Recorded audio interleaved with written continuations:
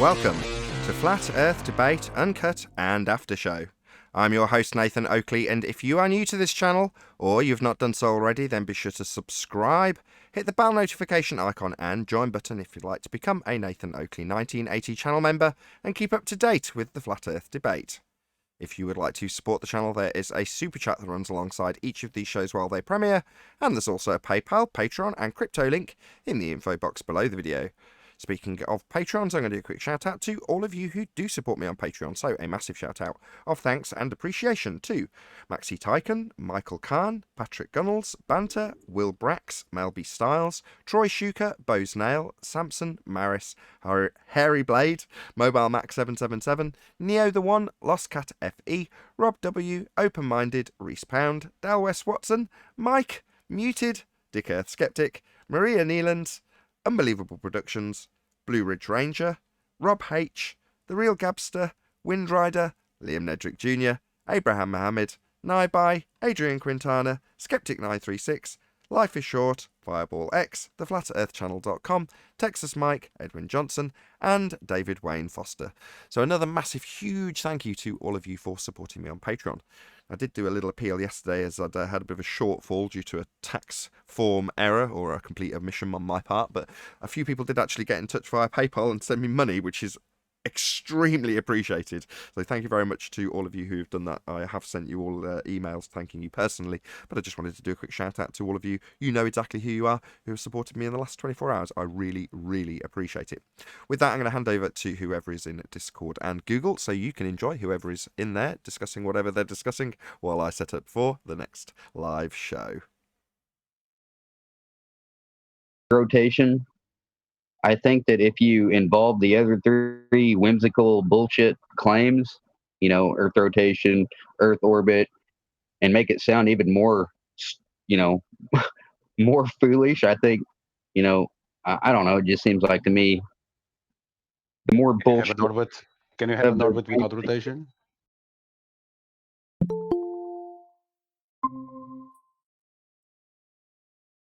Rotation would be the antecedent for the orbit, wouldn't be? But we ask about the axial rotation as well as asked.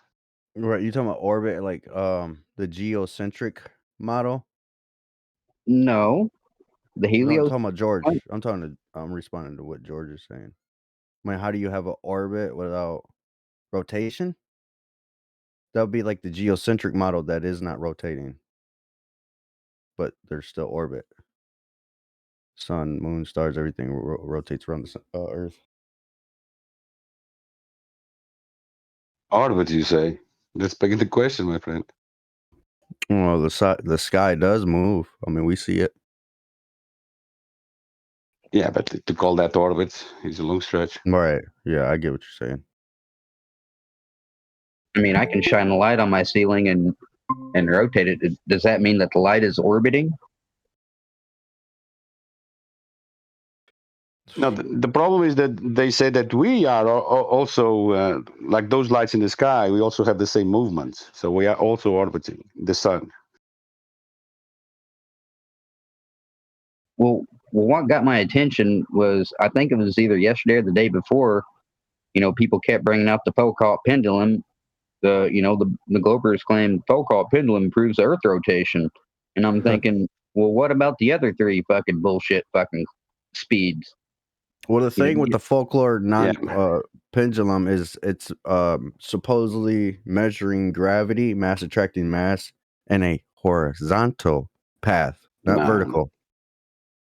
Well, if you were looking to the pendulum swinging back and forward, if you would even set a tripod camera, you would see the apparent deviation. You would observe this, regardless of what the dominoes are doing. We don't. Simple as that. My mistake. I was thinking of the Cavendish. I get those two confused sometimes. My apologies. Yeah, I was wondering where you were going with that. Excuse me. I don't think that's the best way to go with the other three motions, because the one motion that they're claiming they can measure is the 15 degrees per hour. The other motions you're talking about, and their angular trajectory wouldn't even be 1 degree, like a month. So you wouldn't measure it. I wouldn't even approach it that way. It's a 2 reference frame claim, and hold them to that. Make them demonstrate 2 reference frames. Nice. Well, reference phrase claim. I like that. That was nice, actually. What's your take on the Cavendish non-experiment measuring in a horizontal mass attracting, but not vertical? Well, mathematically, our claim, mass though. attracts mass. It's not our claim. We don't claim that. I didn't say you guys Mathematically, claim that. Yeah. Why would you have to justify a claim that you're not making? Just asking a question. Right. What I was going to say is, mathematically, the description of mass attracts mass is incorrect fundamentally. Right. I agree. But it's funny how they're measuring in a horizontal path, not vertical, right? Isn't gravity a downward vector? Supposedly. Well, I mean, even if you give them that, there is a downward vector. But we're still not living on a ball, you know? The R Right. value in their mass attracts mass is wrong. Right, because John, let me mass ask you a don't attract question. mass. John, let me ask you a question. Doesn't gravity I'm here. require a radius? Yes. Yeah, that's the center Correct. of mass. Yeah. Exactly what I said in chat, and they were not understanding it. Really? Yeah, the What? center of mass has been debunked. Yeah, the black swan What? debunked the center of mass. Yeah, that's exactly. They were saying the black swan is just an illusion. What they say yesterday in chat? They said it was a mirage. The black swan's been Wow. debunked. It's a mirage.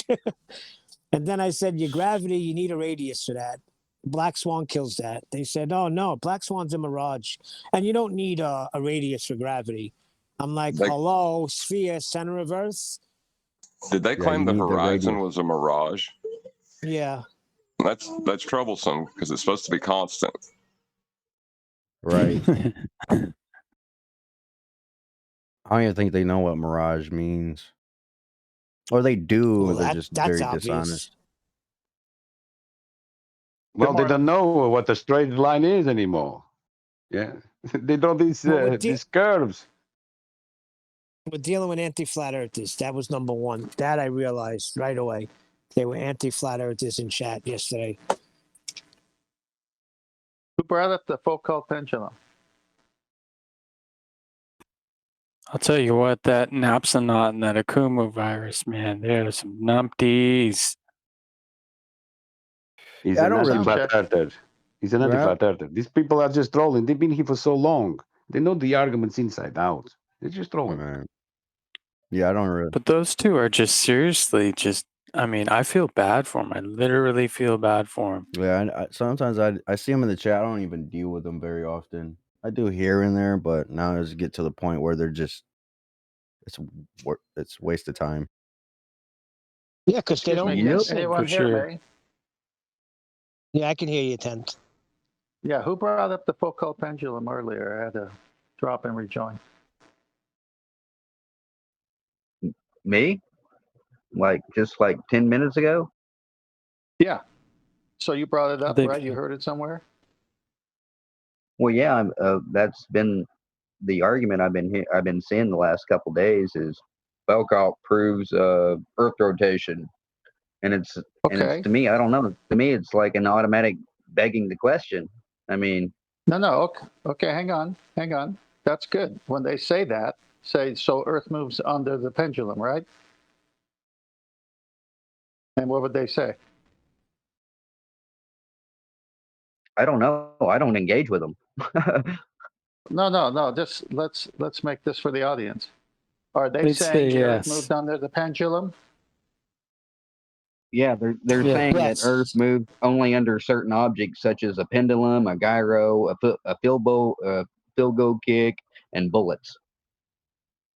Well, if the Earth moves under a pendulum, then the Earth moves under an airplane, a hot air balloon, Yep. A field Yeah, goal, no. everything, right? Yeah, they're too dense to figure that out, though. They just want to invoke certain, I guess, magical objects that have, I don't know.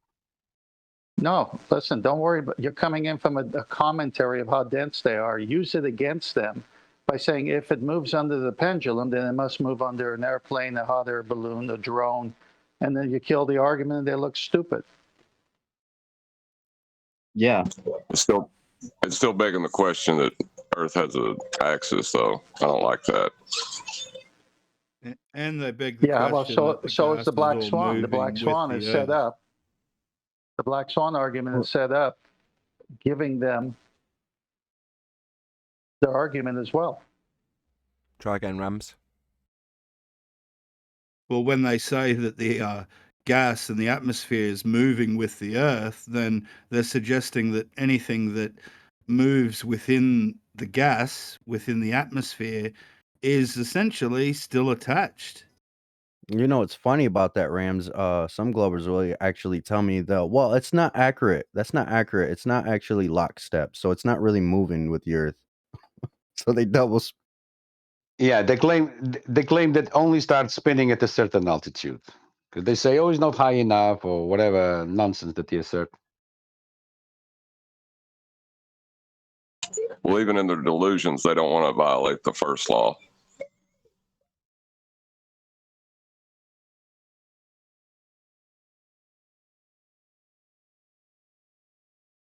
The air that's tracking with the ground, if you assume it all moves as one, would have to increase velocity as it increases the circumference that it would have to traverse as you go up in elevation.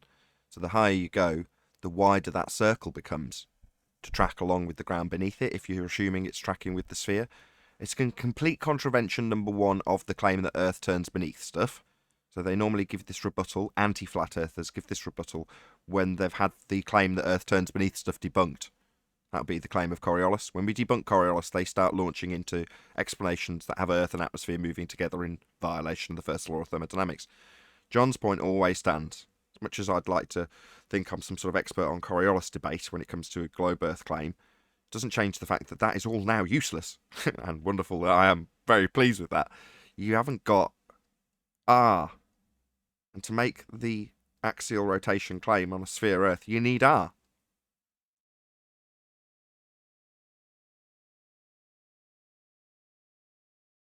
Exactly. There was this Marta Fox on your chat yesterday claiming that there is a sky vacuum, so the second law of thermodynamics is violated. This is what you get. What you're saying is the second law, a law of nature, something that describes something that applies always, is bunk on account of the fact that he's got a fundamentalist religious belief in a sky vacuum based on men on trapezes on the television. I see. Wonderful. No, I'm afraid not. It's still a law of nature. Yeah, it was very frustrating. So at that point, I just removed myself from chat and listened to the show. Well, it's exactly that. My fundy belief trumps natural law. That's what he's saying. I believe this, and therefore it's above everything else. It doesn't matter if it's a law of nature and it occurs always. That's bunk, because I've got a sky vacuum belief. It's funny. I asked them, show me a vacuum in nature, and they always point to the sky. Right. In other words, beg the question, assume their fundamentalist religious supposition in the first instance as true. That's all they can ever do. It's pathetic, but that's what they do, right? So they point up to the sky where we have air pressure. Yeah, Yes, they they point do. at the gas we're breathing and say, look, vacuum. Yeah, they're pointing to they're using a word game where they're pointing at a differential pressure, and they're using it out of context, the word vacuum. I mean, because a vacuum is a differential pressure, they think that, oh, well, all I have to do is point to a differential pressure of any kind, and I've shown a vacuum in nature, and that's not what we're talking about. Not at all. Not at all. There's got to be a way of making John quieter and Brian, when he comes, louder. There just isn't. You can't level people up on this. Really. Good luck with that. Yeah.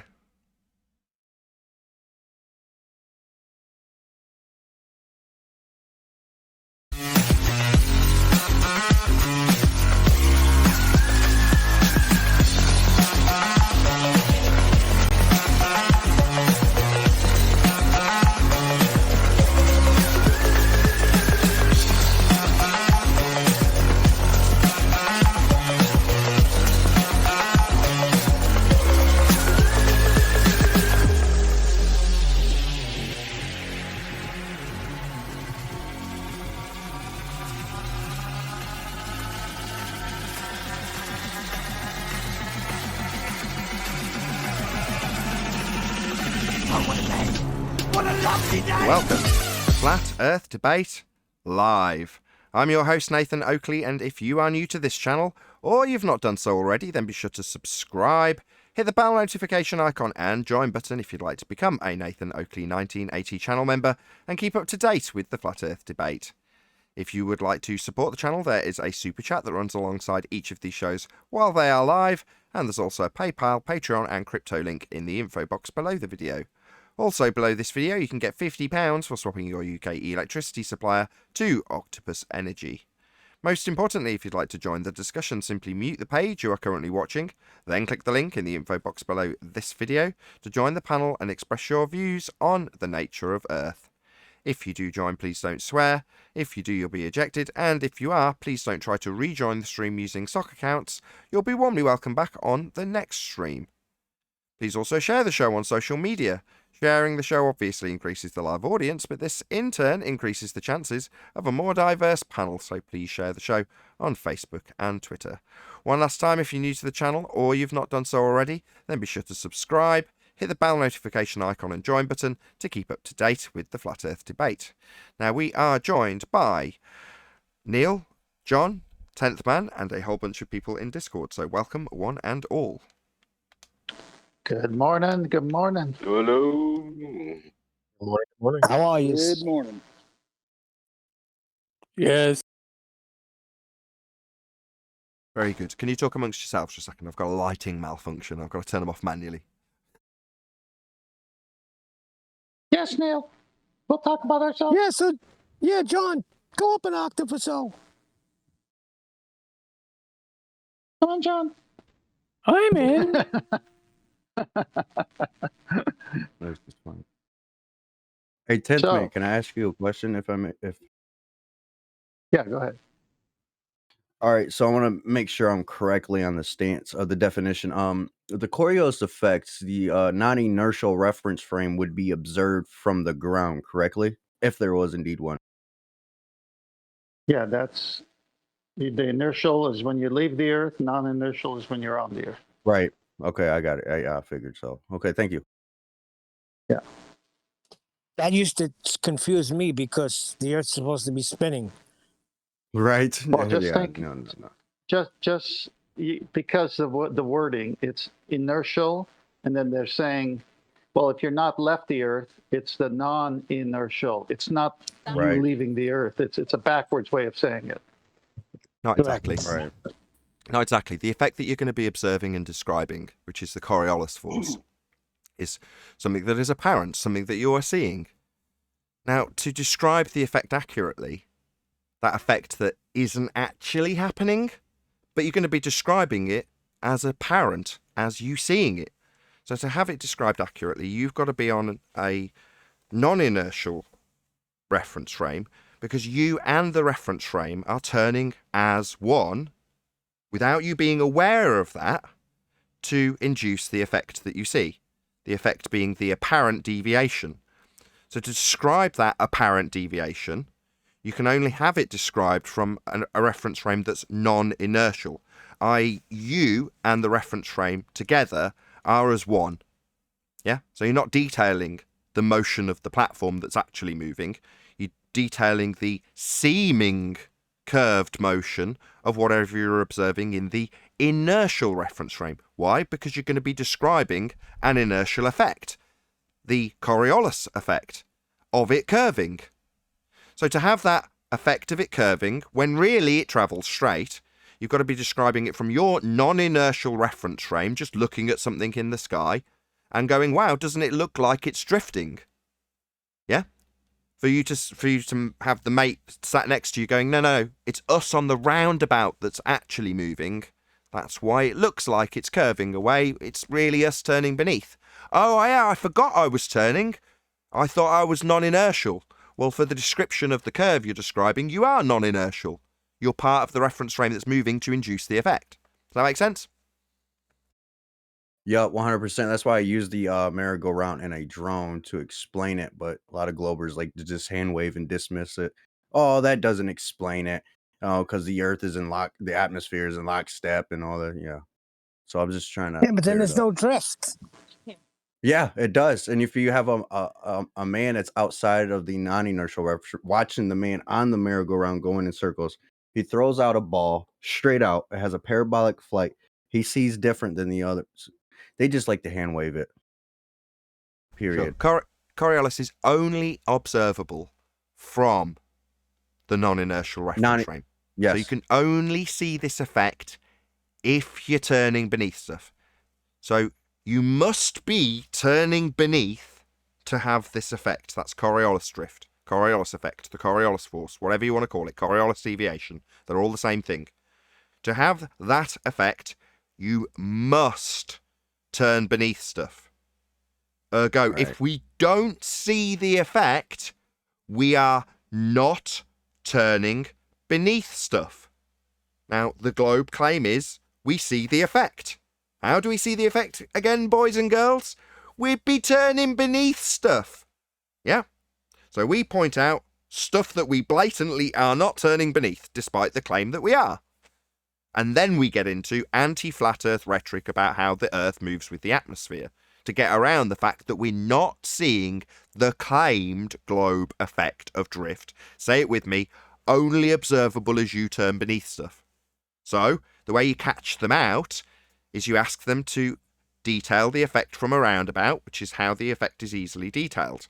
You are watching a hot air balloon from a roundabout. It appears to come towards you and then move away, and then come towards you and then move out away completely. Why? Well, because you're on a bloody roundabout. So it comes into your field of view when it's in the sky, and then as you turn away from it, it goes out of your field of view. Now, is the motion of the hot air balloon actually coming towards you at a rapid pace and then disappearing into the corner of your view and then out of your view completely? Of course not. Just looks that way because you're turning beneath it. So we get our fundamentalist globe-believing zealot defender of the spin that we should see to accept that if we're turning beneath a hot air balloon, we'd see it drift, just like I've described. We all in agreement? We're on a roundabout. We're turning beneath it. We see the Coriolis drift. It's fairly simple. Well, if we've got Coriolis effect on Earth, the exact same thing happens. You look at the hot air balloon, and it seems to drift as you turn beneath it. Well, does that happen? No. Doesn't happen at all. Well, say it with me, kids. That's because we're not turning beneath it. But we claim to be. We claim to be on a turning Earth, turning beneath stuff at 15 degrees an hour. And the effect of that is Coriolis. We just don't see Coriolis drift. Nothing's drifting away. We're not turning beneath anything. Yeah, because everything that leaves the Earth, you'd see it drift, right? Well, merry-go-rounds, they have a measurable radius. Is there a non-inertial reference frame without a measurable radius? No, you've got to have a measurable radius value to give all the rotational values.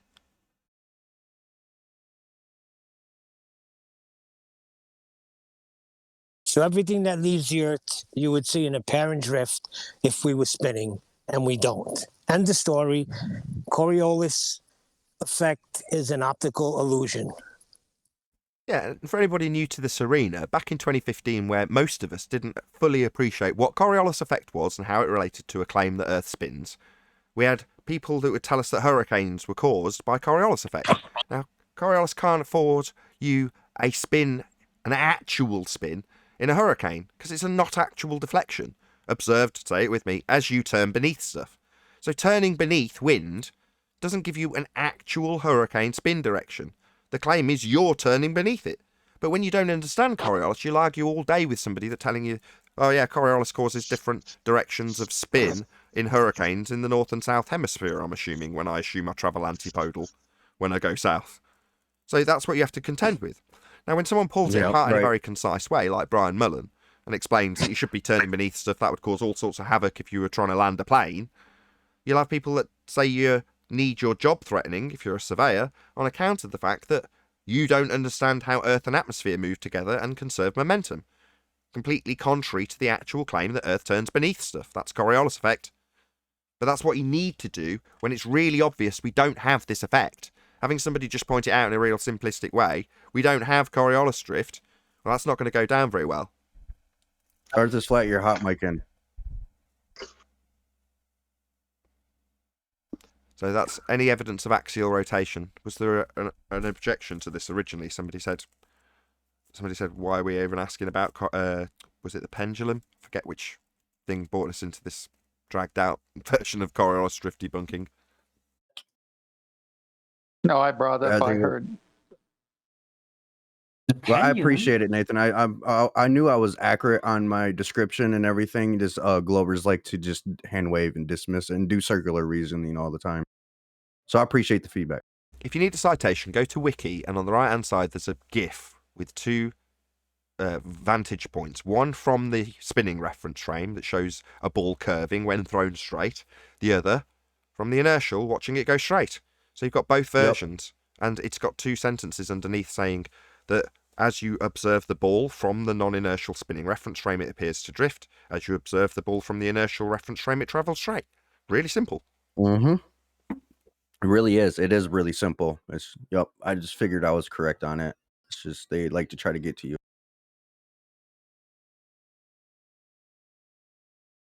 Did you want to add anything else, 10th?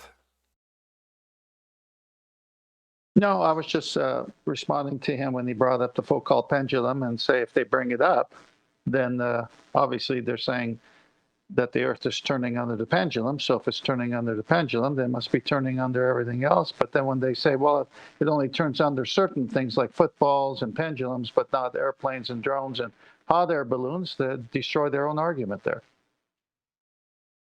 Yeah, the effect They don't like to say the word under.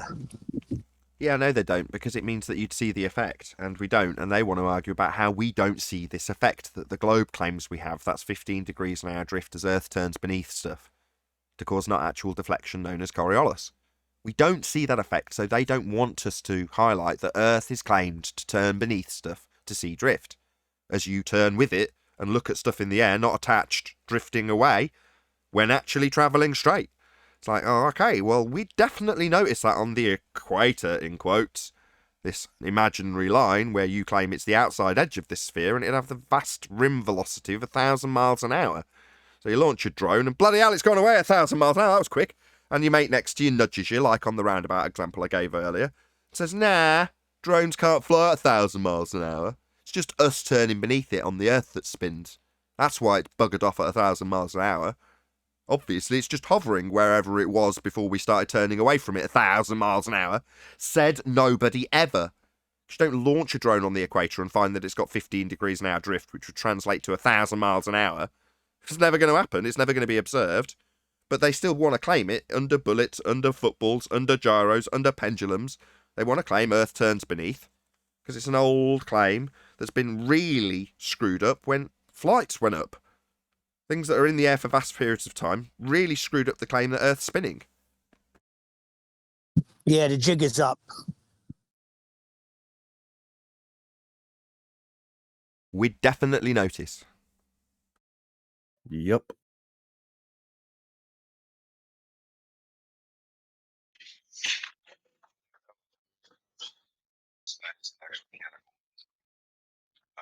You're low, Paul.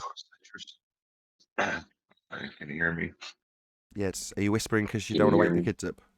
No. I'm just trying to talk. I'll try to speak up louder. With a mechanical gyroscope, you should be able to set your heading, not deviate, fly north, and if you set your airspeed correctly, you should be able to fly north and end up where you started. If Coriolis effect is real, I'm waiting for a pilot to do that. It can't be done because there is no Earth turn underneath aeroplanes. If there was, a flight from Charlotte, North Carolina to Los Angeles would take about an hour and a half because Earth would be turning underneath it. When in reality, that flight takes about 4.5 hours. So, no, Earth definitely not turning underneath aeroplanes. No, I agree with you. That's what Brian Mullins, if you remember, he actually talked about that, flying north. I know what you're saying, but I mean, this is the way they're going to see. They're not going to argue. The Globers won't argue in that what you're saying. I'm actually arguing it the way they would argue it. And that's why Brian Mullins tried to break down. If you fly north, you should be able to fly at a certain speed and end up where you started and never change your heading on the whatever you call it, the gyroscope. Yeah, Well, he doesn't understand conservation of momentum. Yeah, exactly. Took the words out of my mouth. They want to argue about something that isn't Coriolis. It's like, where did you ever hear the globe claims that when you leave the Earth that turns, you will conserve the momentum of the Earth that turns, and there'll be no effect to observe. You won't notice anything. You're like, all right, how does that prove we're spinning again, other than you assuming that we are when we notice nothing? And they go, well, I've told you 15 degrees an hour of spin that I'm assuming. Yeah. But if there's no effect to observe in this rhetoric that is not globe rhetoric, conservation of momentum? No. The claim that's supposed to prove we spin is Coriolis drift. To reference frame, you observing things drift away from your vantage point as you turn beneath them. What do you mean conserving momentum? Nobody has ever come to me from a globe-believing perspective and said, hey, I can prove Earth spins. Jump up and down. Okay, I did. Jump up and down. Right, I jumped up and down. Did you notice how nothing at all happened? I did, yeah. I just jumped up in the air and landed on the same spot. Well, that proves that Earth is moving at 1,000 miles an hour because we're on the equator, and you travelled with it as it turned. Therefore, you saw nothing. Great proof, huh? It's called conservation of momentum. I've just proved that when you jumped up and down and noticed absolutely nothing happen other than you jumping up and down, that proves that Earth and atmosphere all travelled as one in violation of the first law of thermodynamics, and we've got 1,000 miles an hour in velocity on the edge of a sphere Earth. Great proofs here. And you go, no, that doesn't seem like anything anybody on a sphere would ever claim. You're showing me nothing and making up a great big story that's really difficult to understand and believe. That I'm conserving 1,000 miles an hour of movement when I jump? And I don't notice a sodding thing? Well, okay, that's not really a great proof, see, because you're not showing me anything happen.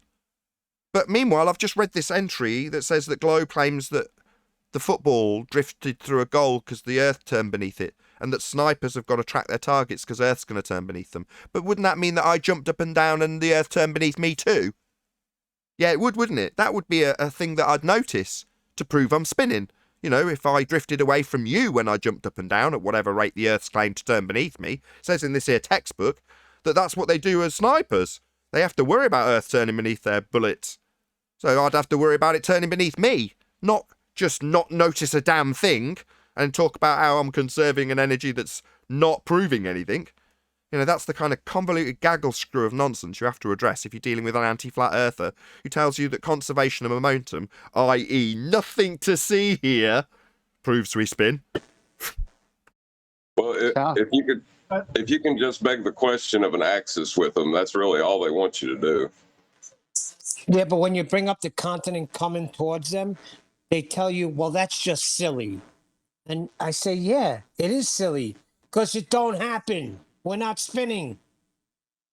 Well, you could rebut it without just telling them straight out what they're doing wrong with the doublethink and ask, so if you're not deviating because everything moves in lockstep, then how does that lockstep situation cause hurricanes? I know that's a fallacious question, but yeah, in their logic. That's addressing what is partially now globe rhetoric, but it is within 5 paragraphs of doublespeak on Wiki, where they'll tell you that it's a not actual effect, an illusion, I think is the word they use, only to then detail how this illusion causes things. You know, it's obviously contradictory. Yeah, the definitions will confuse the heck out of you. Yeah, and what did calculate? Based on their train of thinking, if nothing is deviating, then how is that supposed to be causing actual physical deviation then? Reason that out. Ask them to reason that out. You can spot it because the doublespeak. Like if someone asked any member of the panel here, do you think the Earth is spinning? We'd have one answer, no. If you say that to a baller, they'd say yes, and then their doublespeak would say, but we can't ever spot it or measure it or prove it. So we would just say one thing.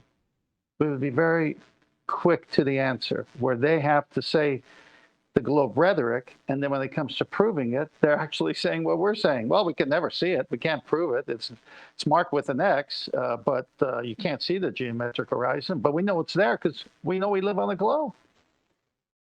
I think I can explain it. Go ahead. Okay.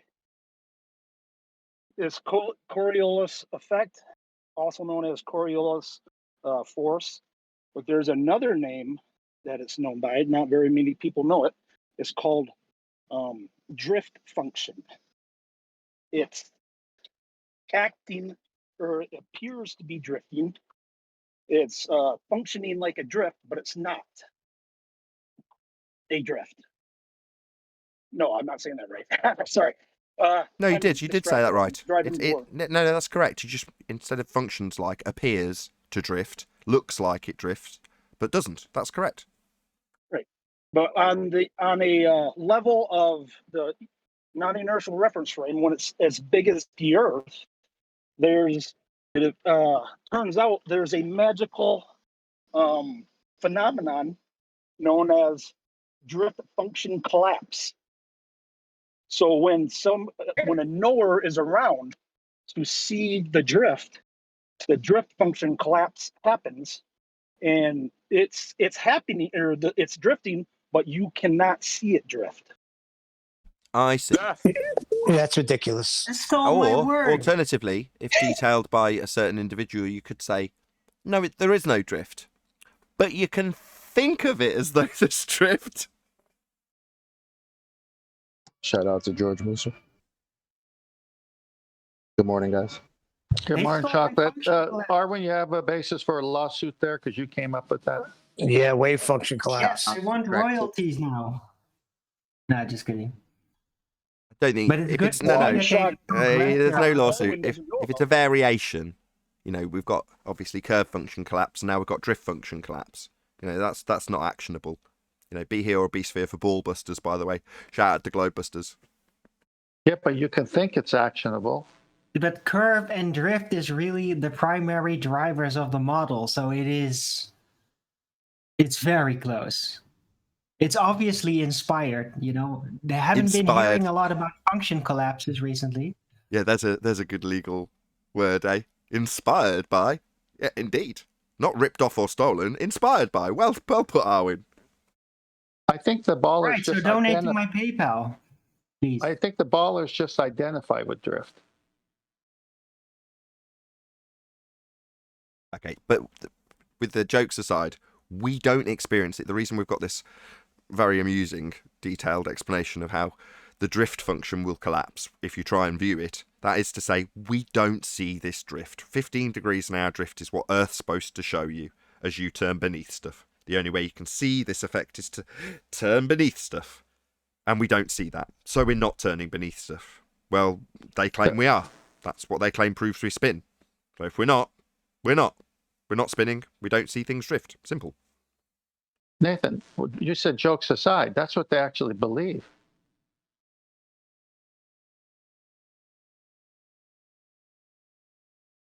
Well, I guess I'll have to update Baldwin's rhetoric now. So it's a drift function collapse, I guess. When I first came into the I'm debate, actually shocked Baldwin didn't know about it. Yeah, that guy's got that trademark, Darwin. when I first came to the debate, that was always the claim, that Earth is so big that you can't experience these things that say happen, which is a joke to me. Kind of like, the elephant is so enormous, you just can't see it. Yeah, something like that.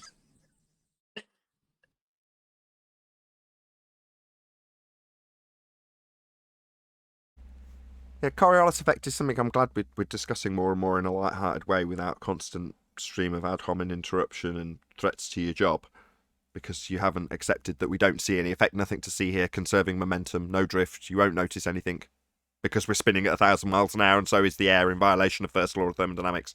Obviously, have his job.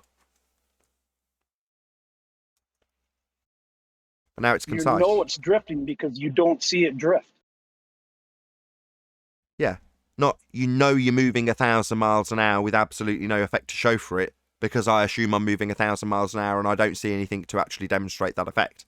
That is definitely not the globe claim. Globe claim 15 degrees an hour drift as we turn beneath stuff to see it drift. It just doesn't happen. We don't turn beneath hot air balloons. And when people say, oh, right, your argument that the continent would come to you is ludicrous. Really? So let's just pretend for a moment I've got a drone and a kid's roundabout. And on the one side of the drone, I put England. And on the other side of the on the roundabout, I put down a map of England. I just sellotape it to the roundabout. And on the opposite side, I sellotape a map of Japan. And then I stick my drone on the map of England, spin the roundabout, and launch the drone. What do you think is going to happen? Well, with the drone hovering above the roundabout, the other map with Japan on it will come to the drone without it having to do a damn thing. It just hover. And the roundabout rotates underneath and serves up Japan while it hovers on the roundabout. Now let's move that back over to an Earth that spins. Same effect is going to happen. It's the same effect they're claiming. Coriolis deviation, observable from the ground. So, we launch our drone from the ground and watch it drift away. Just hovering, don't press the sticks anymore, just let it hover. And 1,000 miles an hour it'll drift away and land in a different country. As the roundabout, that would be a claimed Earth that's spinning beneath it, serves up a different country underneath it. Well, that doesn't happen now, does it? What's that you say, globe-believing now anti-flat Earth zealot? That's ludicrous. No, that just doesn't happen.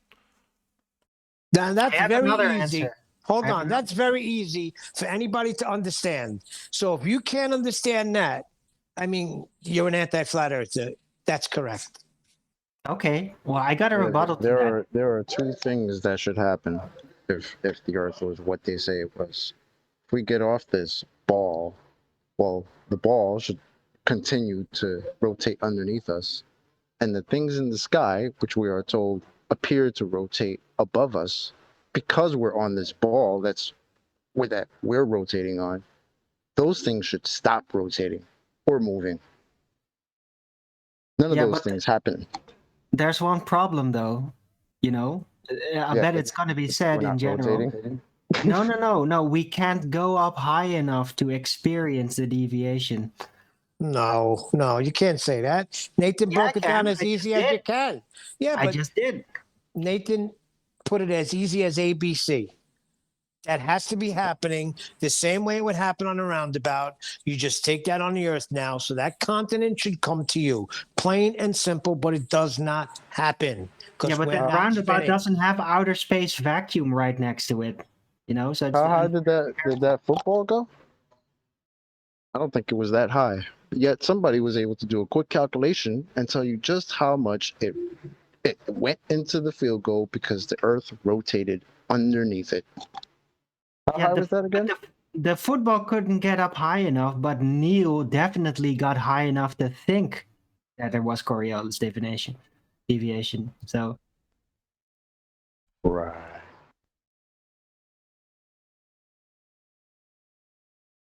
But there's definitely an axis, right? Measurable axis. Sure, not. But we can't measure it. No, the results are marked with an X, but we can't ever have seen it to put the X where the X is supposed to be, I guess. That's all right. The new thing is that the black swan, the horizon is a mirage. That's the new claim now. that contradicts the definition of mirage. Well, then how did they ever get the radius if the horizon is a mirage? They calculated it. So they didn't measure it. No. Why would you? Well, but they told us we can't see it. Yeah, things are falling apart. The one they're supposed to have, we can't see. The one, you know, that the same one that blocks boats and buildings and stuff in the distance. We can't see that. So the physical thing that's supposed to block we can see a deep angle, but we cannot see it. The chocolate, the physical thing that's supposed to block physical objects can't be seen? Nope. According to them, the same people that think it actually exists. And the same people that define it as something that's visible. So apparently it's the non-visible visible demarcation where the land meets the sky. I mean, we can go with that because the definitions of words are meaningless. Well, you can see the horizon. It's not geometric, but you can still think that it can block things behind it. And that's why things disappear in it.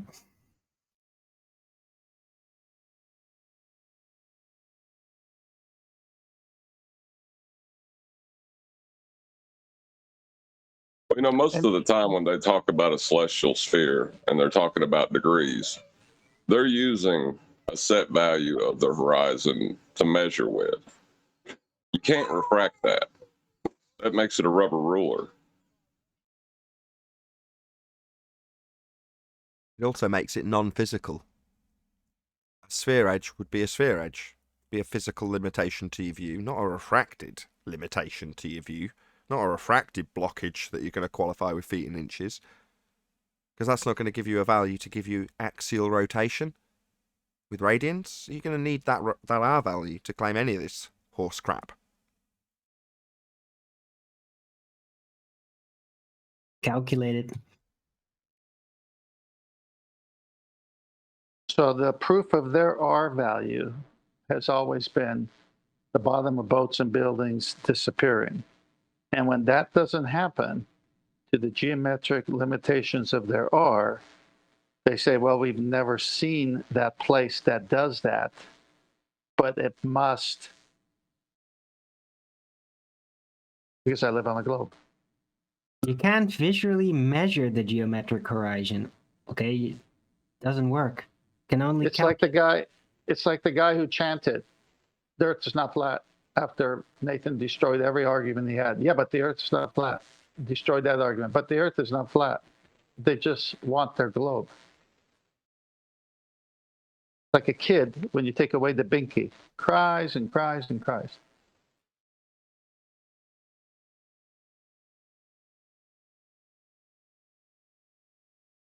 But it's a really nice model. I don't want you to mess it up.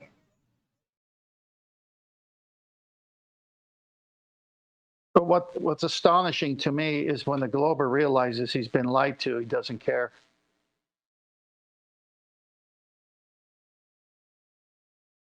It's all about the journey. It's all about experiencing the globe, right? And if reality gets in the way of that experience, you just ignore it and continue the road to experience the globe for as long as you can. Well, I don't like being lied to, do you? Well, we all get lied to. Yeah, but do you like it? Sometimes. That's a lie. Oh, really? Well, yeah, well, it's not a lie. A lot of times when you get lied to, you really like it. It's when you find out it's a lie that's the big bummer. We call that kiss up. You like hearing your name. You like people extolling your virtues, whether they're real or not. Then you find out that the guy was just saying that to rob you. Yeah, but at the time it was really nice. Okay, my mom told me I was handsome. It broke my heart when I found out it wasn't true. All right. Yeah. I'm just being nitpicky here. That's all. And basically describing the globe religion. That's what it is. That's what it is like. Well, that was an invitation from me to someone in chat to come on the show who's a baller and tell us why they don't mind being lied to.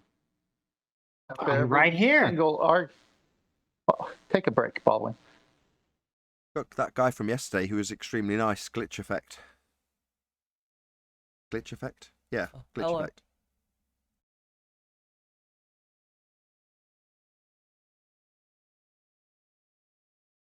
Just start 10th. What's that? Whatever you wanted to make an example with, just go ahead. Well, okay, I'm sorry. I didn't know you were setting up for me. I'm just looking for someone now I'm not looking at chat to see if anyone's there. Is someone in Discord? Is there a baller chatting away? I want to challenge him to come on so we can have a real conversation. We'll point out maybe 2 or 3 things that destroy their globe and prove it to them right now and see if they like being lied to and stay with the lie, or will they realize, hey, I've been lied to. I'm gonna jettison this globe belief. Is there anybody like that? I mean, The debate's effectively over. Hold I on, don't John. think they want Hold to come on, here. John. Hold on. Yeah, I'm kind of a baller, but after yesterday, I'm kind of on the fence, and I'm still willing to have a conversation with you. Oh, great. So Can you speak louder? Or is this? I can barely hear him. Yeah, sorry, I was sitting a bit far from my mic. Oh, I very hope this good. helps. Very good. What name do you go by? Cooper's fine. Say that slower. Cooper? Koopa? Yeah, like in Mario. I don't know that. Okay, Yeah, Koopa. kinda. All right. So, what makes you believe the Earth is has a circumference and it's spinning? Well, it was always what I was just told, and it's just the usual thing. I just always believed that the flat Earth never really made sense, sort of thing. Okay. Before we go to flat Earth, the question was, and you answered it. What makes you believe we have a circumference and we're rotating? And you said it was what you've always been told, correct? Yeah, it's sort of just been a thing. We've always been told this is true, and then Okay. it's never really When you were seemed a to be kid, not true. when you were a kid growing up like me, and they told you Santa Claus was true, but later you found out it was just a story. What did you do about that? Do you still believe Santa Claus is true? No. Okay, so if we kind of prove to you now through conversation and your own logic that the globe story is similar to the Santa Claus story, are you willing to, on the basis of the facts that we don't have a circumference and we're not spinning, realize that that's a falsehood, so we can't be living on the ball? Would you be honest enough Yeah, to if do you that? can. Yeah, if you can show me something or prove it to me that Earth's flat, I'll happily just switch like that. Well, before we go to the shape of the Earth, if it's flat or not, let's discuss what we're told it is, which is a ball. Well, of let's a just give him it because circumference of it's almost 20 seconds out of my day. So go to Google Earth, draw out what's called an elevation profile. It shows the elevation of the land, and you can do it however many thousand miles you like. It's all flat. There's no drop at all. Same goes for Ordnance Surveys maps. It's all measured flat, demonstrated flat, and you can show it with measurements as flat. There you go. Go ahead, 10th. Yeah. So again, before we go to the shape of the Earth and what the Earth is, from our perspective, because obviously, observably, it's motionless and it's flat. Now it's got valleys and mountains, but when you go into sea level and you see the water, mean sea level, but water's at rest, it's horizontal, flat, straight, whatever you want to call it. So before we go to what the Earth is, you were told it was a sphere with a radius of 3959. Is that right? Because that's what I was told. Yeah, that's what I was always told. Okay, so if you have a sphere with a radius of 3959 and you use the math that goes with that, it says that at a 1 foot observer height, the curvature horizon, well, let me ask you that. Do you think the horizon is the beginning of Earth curvature? Yeah. Okay, so that horizon that you just agreed to is the beginning of Earth curve. At a 1 foot observer height could be no more than 1.22 miles times the observer's height. So when we can show you an image that horizon is beyond 10 miles, doesn't that destroy the geometry of a radius? Yeah, I suppose that would if the maths were correct. Well, the maths are correct because it's the globe maths. It's their math. It's not our math. We're not saying the Earth is a sphere with a radius. They are. And then we say, well, what's the radius? And then they say 3959. So they're the ones giving us the math. Would you at least agree? We're not giving them the numbers. They're giving us their numbers for a globe. Yeah, no, I'd agree with that. Okay, so if you saw a picture that showed that the horizon was beyond its geometric limitation, wouldn't that be enough proof that Santa Claus isn't real? Yeah, I think that would be. All right. Someone got it, or should I post it? Someone talk to him. Will I post it? I just posted it for him. Okay. It's in the Can you chat. see it? Glitch.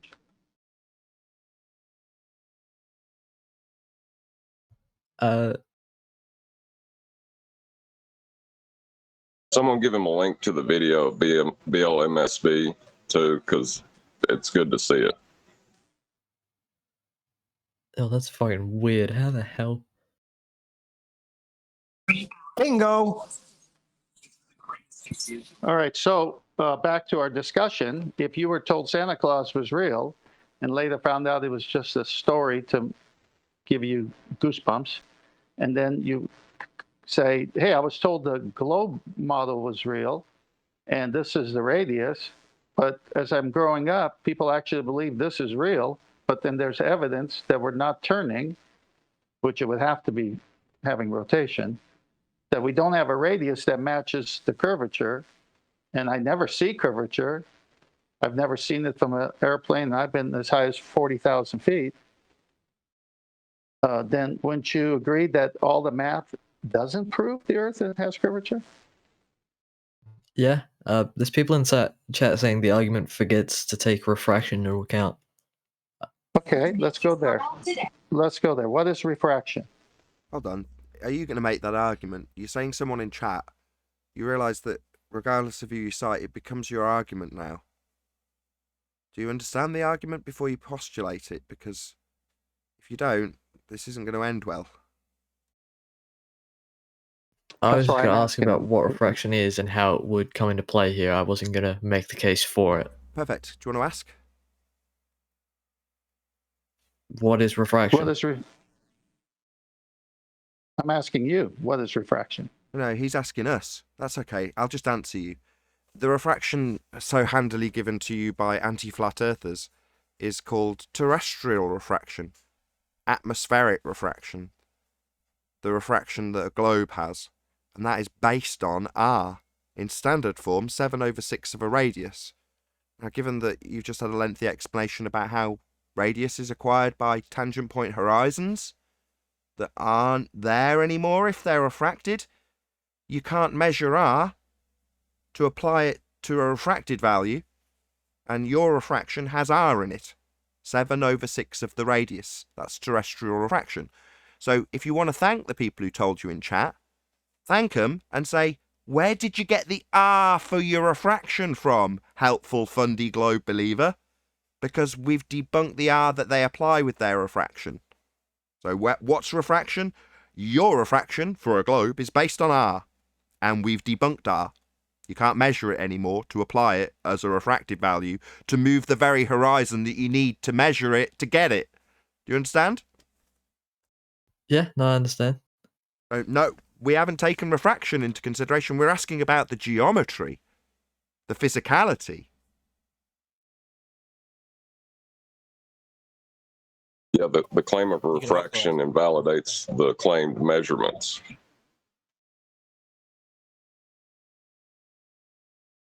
You can't measure an R value from a refracted horizon. So when they say we're not taking refraction into consideration, well, okay. But by doing so, it means that you're not drawing a straight line to a tangent point. Do you understand how to acquire a tangent, or what a tangent is? No, I do not. Straight line. It meets a circle. And the point it meets the circle is a tangent point. So a straight line to a tangent point is how the geometry of a sphere Earth works. That tangent point is the horizon. And to be a tangent point, it must have a straight line to it. For this geometry to function, it requires a tangent. That's a straight line. Now, your friends in chat, your helpful chat friends that aren't here, they've done it via you, yeah? They've told you that the horizon's actually non-physical and refracted when it needs to be physical to measure it with a straight line to it. They're saying that straight line needed to do geometries actually a bent line. Well, by saying they're not taking into account the fact that the line to the horizon's bent, that means the line to the horizon's not a tangent, and you can't do your geometry anymore.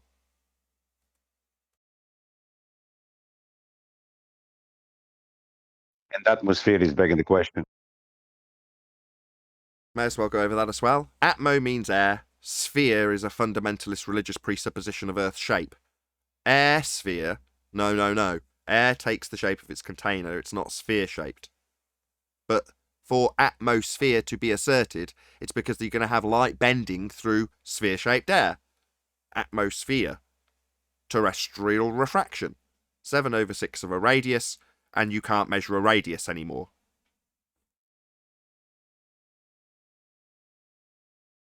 But they'll start claiming that there's other ways to calculate radius, right? May I continue? That's what I've heard. Yes, you may. Sorry, 10th. Okay, so right now I want to take a pause. And Koopa, right? Am I saying it right, Koopa? Yeah, that's good enough. Okay, let's invite those people in chat right now who know the argument for refraction, who think we're wrong about the explanation that Nathan just gave. I want you to personally invite them to come on the show now and debate on the behalf of the globe. And if they don't show up, we know why. Go ahead, You invite them. don't have to do that. Look, that's not your responsibility. You took ownership of that argument and have conceded it upon explanation from us. That's good enough for me. You don't have to drag the people in. You didn't blame them. You conceded. Good. No issue. You don't have to drag them in. Well, that's 10th man's demanding. All right, I'm just setting a precedent here, though, Nathan, because they love to do this in chat when someone like Koopa has good questions, and we're answering them very succinctly, and then they come in and they throw lies in chat because their refraction is based on R, because it's 7/6 terrestrial refraction. It's not normal refraction, making people think that people who believe in the flat Earth don't believe there's natural refraction going on. We just don't believe it's based on the 7/6 terrestrial refraction because you got to have R to begin with. Sure, it's a valuable lesson though, isn't it? Don't believe everything that you read. Correct. All right, so Koopa, where are we at so far about Earth curvature and R? Where are you at before we continue? Yeah, no.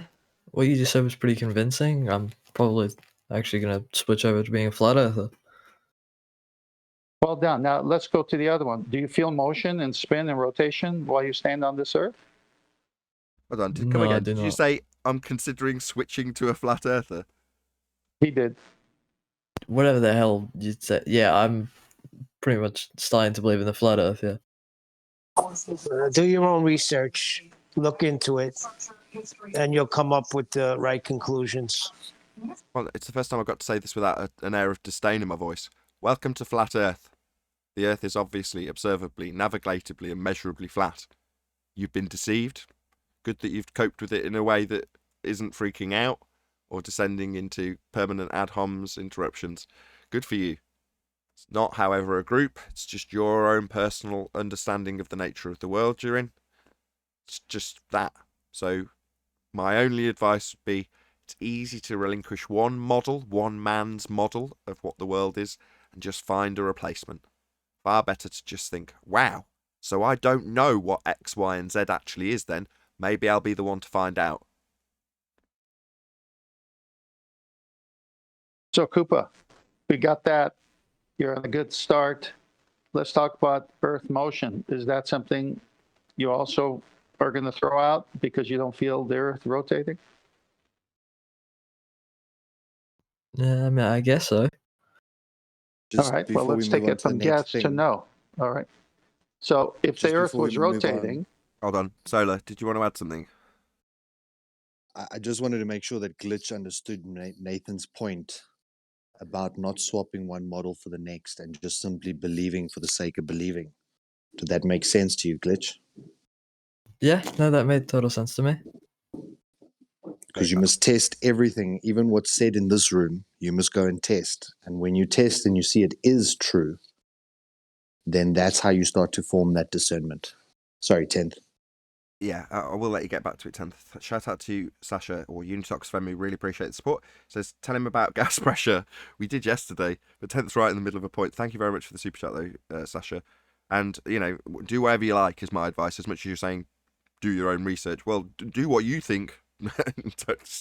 Try not to abide by other men's models.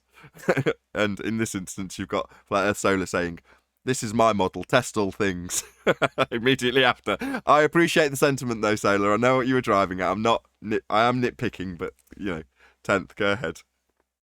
Yeah, I wholeheartedly agree with that. Even the scriptures tell us to test all things, hold on to that which is true. So absolutely do your own research. But you're within a good group here because we even argue amongst ourselves over the little differential in what we're saying. So What are you talking about? No, we don't. Shut up. Shut up, Neil. And so anyway, my point is this. You realize there's no physical geometric horizon. You realize the Al-Biruni story doesn't make sense. And Al-Biruni at the time, when he measured the dip angle, didn't even know about refraction. So that put aside, let's move on to Earth rotation. So they're saying the Earth is spinning. You and I both agreed that we don't feel this motion. And so if there is no spin to the Earth, that argument goes out the window. Would you agree with that? Yeah. Okay. So how would you know there's no spin to the Earth when the ball claim is that the Earth is spinning? If you left the Earth that's spinning under you, should the Earth still spin if you left the Earth? Isn't that a good, solid question? Yeah, I suppose that makes sense. All right. Now, if I told you something was spinning, but it wasn't, and you said, prove to me it's spinning, I say, I can't. Why would you even believe the initial reference that it was spinning? You following what I'm saying? Yeah, no, I'm following what you're saying. Yeah, so they're telling us it's round, it's got an R, we just proved it doesn't. They're telling us it's round, it's got an R, and it's spinning, and it's not. So 0 for 2 for the ballers, the ones in chat that will never come here, but want to poison your mind with obfuscation techniques. Well, just before we move on, so the order of events is this guy's come in, asked a few questions. We've given him reasonable answers, hopefully. Follow-ups as well. And then he's had some rebuttals fed to him by chat skanks. And as a result, he's then converted to flat Earth. Thanks, chat skanks. Yeah, thank you very much. So, You've been Koopa, what do you helpful. know? Koopa, what do you know about angles? How to achieve an angle? Not a lot. All right. Well, takes two straight lines, forms a corner, point, also known as a vertex. And you know what a right angle looks like? Yeah, I know what a right angle looks like. Yeah, well, a 45-degree angle.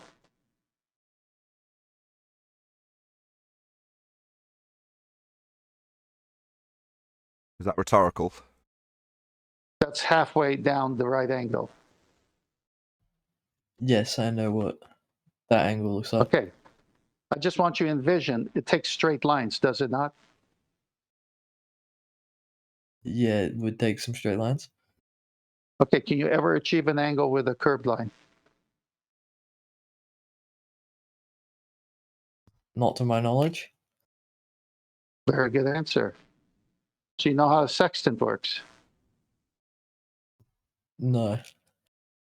Okay, it's a navigational device that measures degrees of two objects, like the horizon would be one, and a sun, a moon, a star, one of the 64 navigational stars would be the other.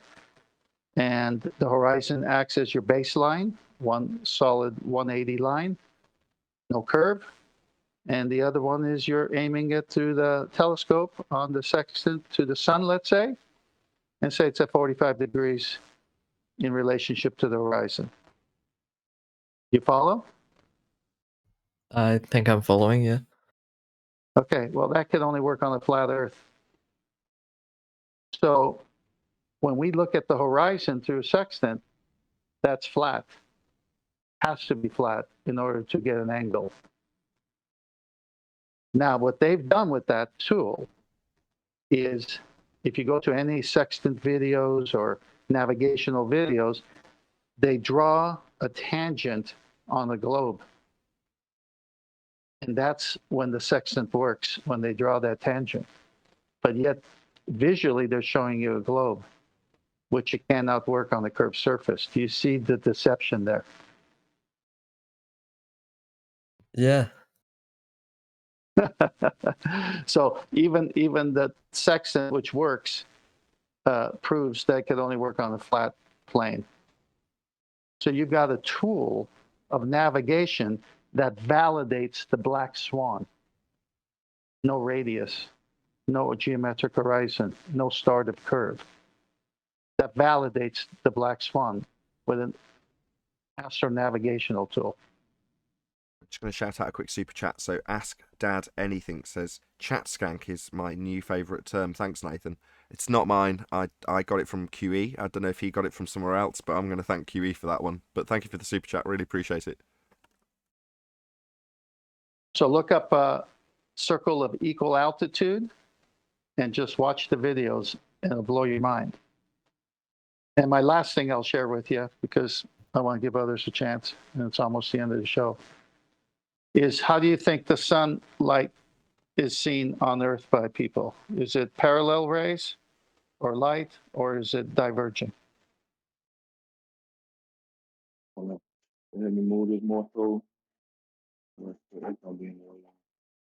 Koopa? Did anybody understand what he just said? No, I didn't hear what he said.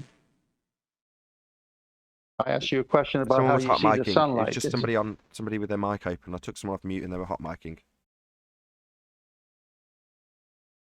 Koopa, how do you I'm see sorry, with can you your ask your own question eyes? again? Yeah, how do you see with your own eyes the sunlight? Is it diverging? Does it come in at angles, or is it parallel?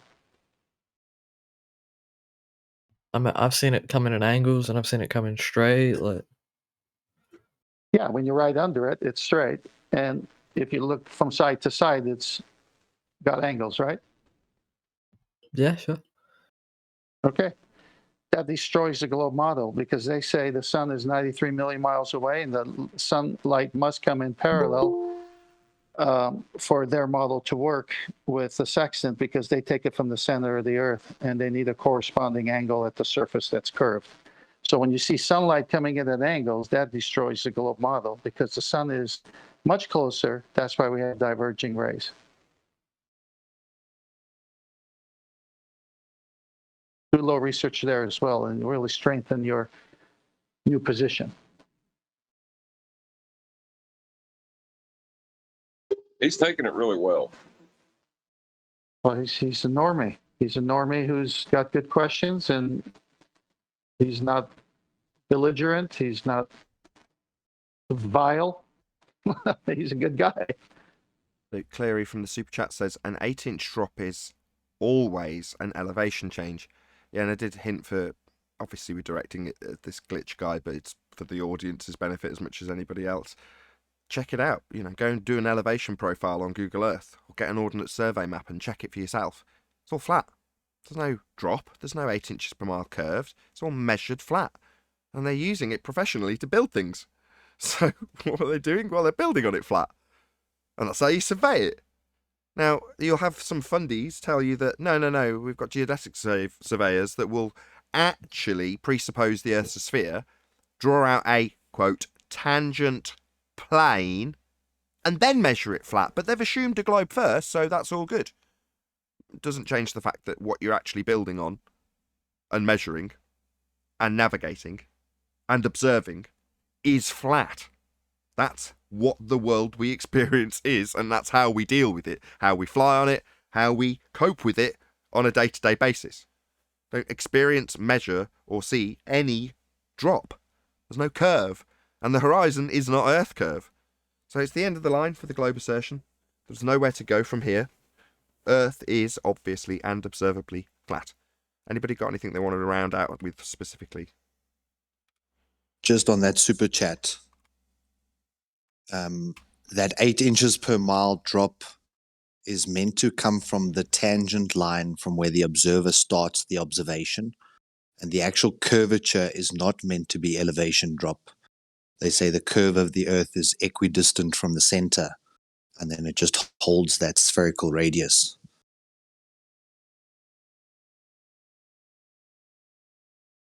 Any more for any more? There's been quite a few people that have put their 2 pennyworth into the show, so I'm not going to round out immediately. I just want anybody else who's got anything they wanted to add, summaries, before I do.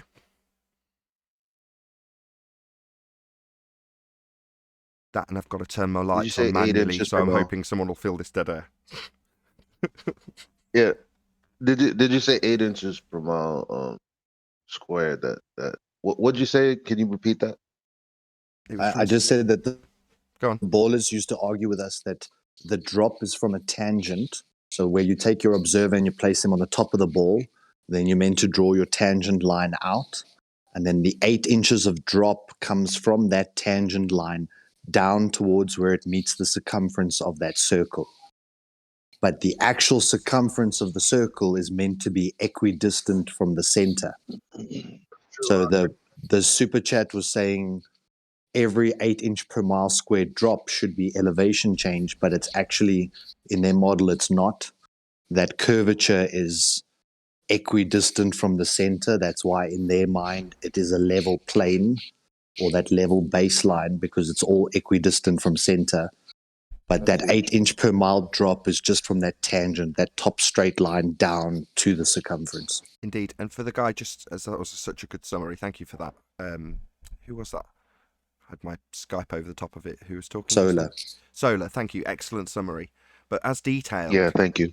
As detailed, a tangent's going to be required, right? So they're telling you, well, this line that we draw is based on this tangent, straight line. But the chat skanks were telling you that that line is bent. They're telling you that that line is no longer the geometric requirement of a straight line anymore, or it's bent, it's refracted line. That was what the chat skanks fed that glitch guy. Oh no, they're not taking into account refraction. No, we're talking about a line to the tangent point. And when we point out things like 8 inches per mile squared, they'll come back with us at, no, it's measured with tangency. Oh right, so the straight line that's now bent then? Yeah, that's a bad news thing, isn't it? Because according to you, your own line's not straight anymore. That's going to be a massive problem if you're going to try and assert that we should assume a physical obstruction at a tangent point with a straight line to it. Because what do you know? It's being bent now. Yeah, refraction. Yeah, that destroys the geometry. That will be the last word, though. So if you are watching this on either Nathan Oakley 1980 or Nathan Oakley premiering streams, stay tuned, as there will be an after show to follow. Unfortunately, if you are watching this live, this is where we bid you farewell. So a huge, massive, enormous thank you to all of you who smashed the super chat, liked, commented, shared, subscribed, and all that good stuff. Also, you can get £50 for swapping your UK electricity supply to Octopus Energy, link in the info box below this video. Another massive thank you to all of you who sent me PayPal, so thank you very much indeed. I got considerably more than I was hoping for. I was covering a short deficit that was caused by a balls up, and when you're on a tight budget, a small deficit can be a big problem, but I definitely exceeded what I was hoping to get, so you know exactly who you are. I've sent you all emails. Thank you very much indeed for your support via PayPal. Once again, stay tuned if you're watching on either premiering stream. I've been Nathan Oakley, and I'll see you all in the next video.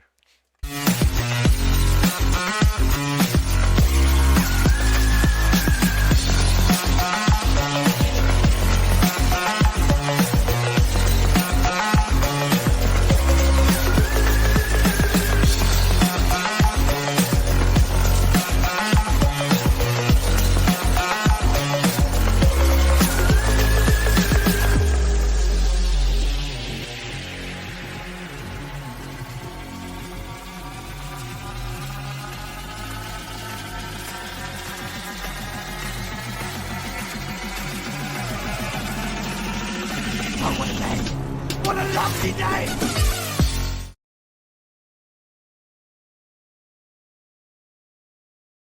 And let's test it. What's their claims? Their claim is there's curvature. Well, if there's no curvature, then we're not on the ball. Should be easy. That wasn't normie responses, though. That kid. I know. I know. I'm a little skeptical, I must say. I felt like he had a grin on his face. I could be wrong. No, he's a normie, but again, you're comparing one normie and their traits of who they are, their upbringing, which we don't know, and how they view things, with another normie that might have a little different, basis for how they accept proof and fact. And but he definitely wasn't a baller in the sense of the word, fighting for it, or definitely not an anti-flat earther. Until Zanuck or Rumpus gets a hold of him and convolutes everything and confuses them to no end. No, They tried that in chat, and that's why I challenged the person in chat and asked him, Koopa, to invite him. Because Koopa would say, okay, you know this argument better. You believe we're on the globe. Come and talk to 10th Man. But they wouldn't do it. Cowards. I was happy to invite him on. I would have loved to talk with him and get his opinion on it, but I guess he just didn't want to. Yeah, that's awesome. You know, that's happened to me. I got a text last night from a friend saying, send me a site to a flat earth scholar. Now, I've never heard of that term, a flat earth scholar. But I think anyone on this panel should have would just said qualify. Should have just said some John's website. No, I'm just saying. He's a scholar who also knows the earth is flat. Yeah, but you're a scholar. You know the arguments. They all know the arguments. Yeah, but they mean like in the They want somebody with academia, That's right? No, he's a flat earther. That's an argument from flat earth- authority fallacy. No, you missed the point. He's a flat earther wanting a flat earth scholar so he can show to his baller friend. Hold on. Argument from authority. What do you think that fallacy is? Because that's often mistaken for something it isn't. What do you think that is? It's when someone's like, "Oh, I'm a scientist. I would know this better than you." That's wrong. That's academia, right? That's what I thought it was. No. If I cite a subject matter expert on a subject that I'm dealing with, that's a perfectly acceptable citation. It's not an appeal to authority to say, here's my subject matter expert in this specific field. An appeal to authority is to say, Mama told me that alligators are angry because they've got all those teeth and no toothbrush.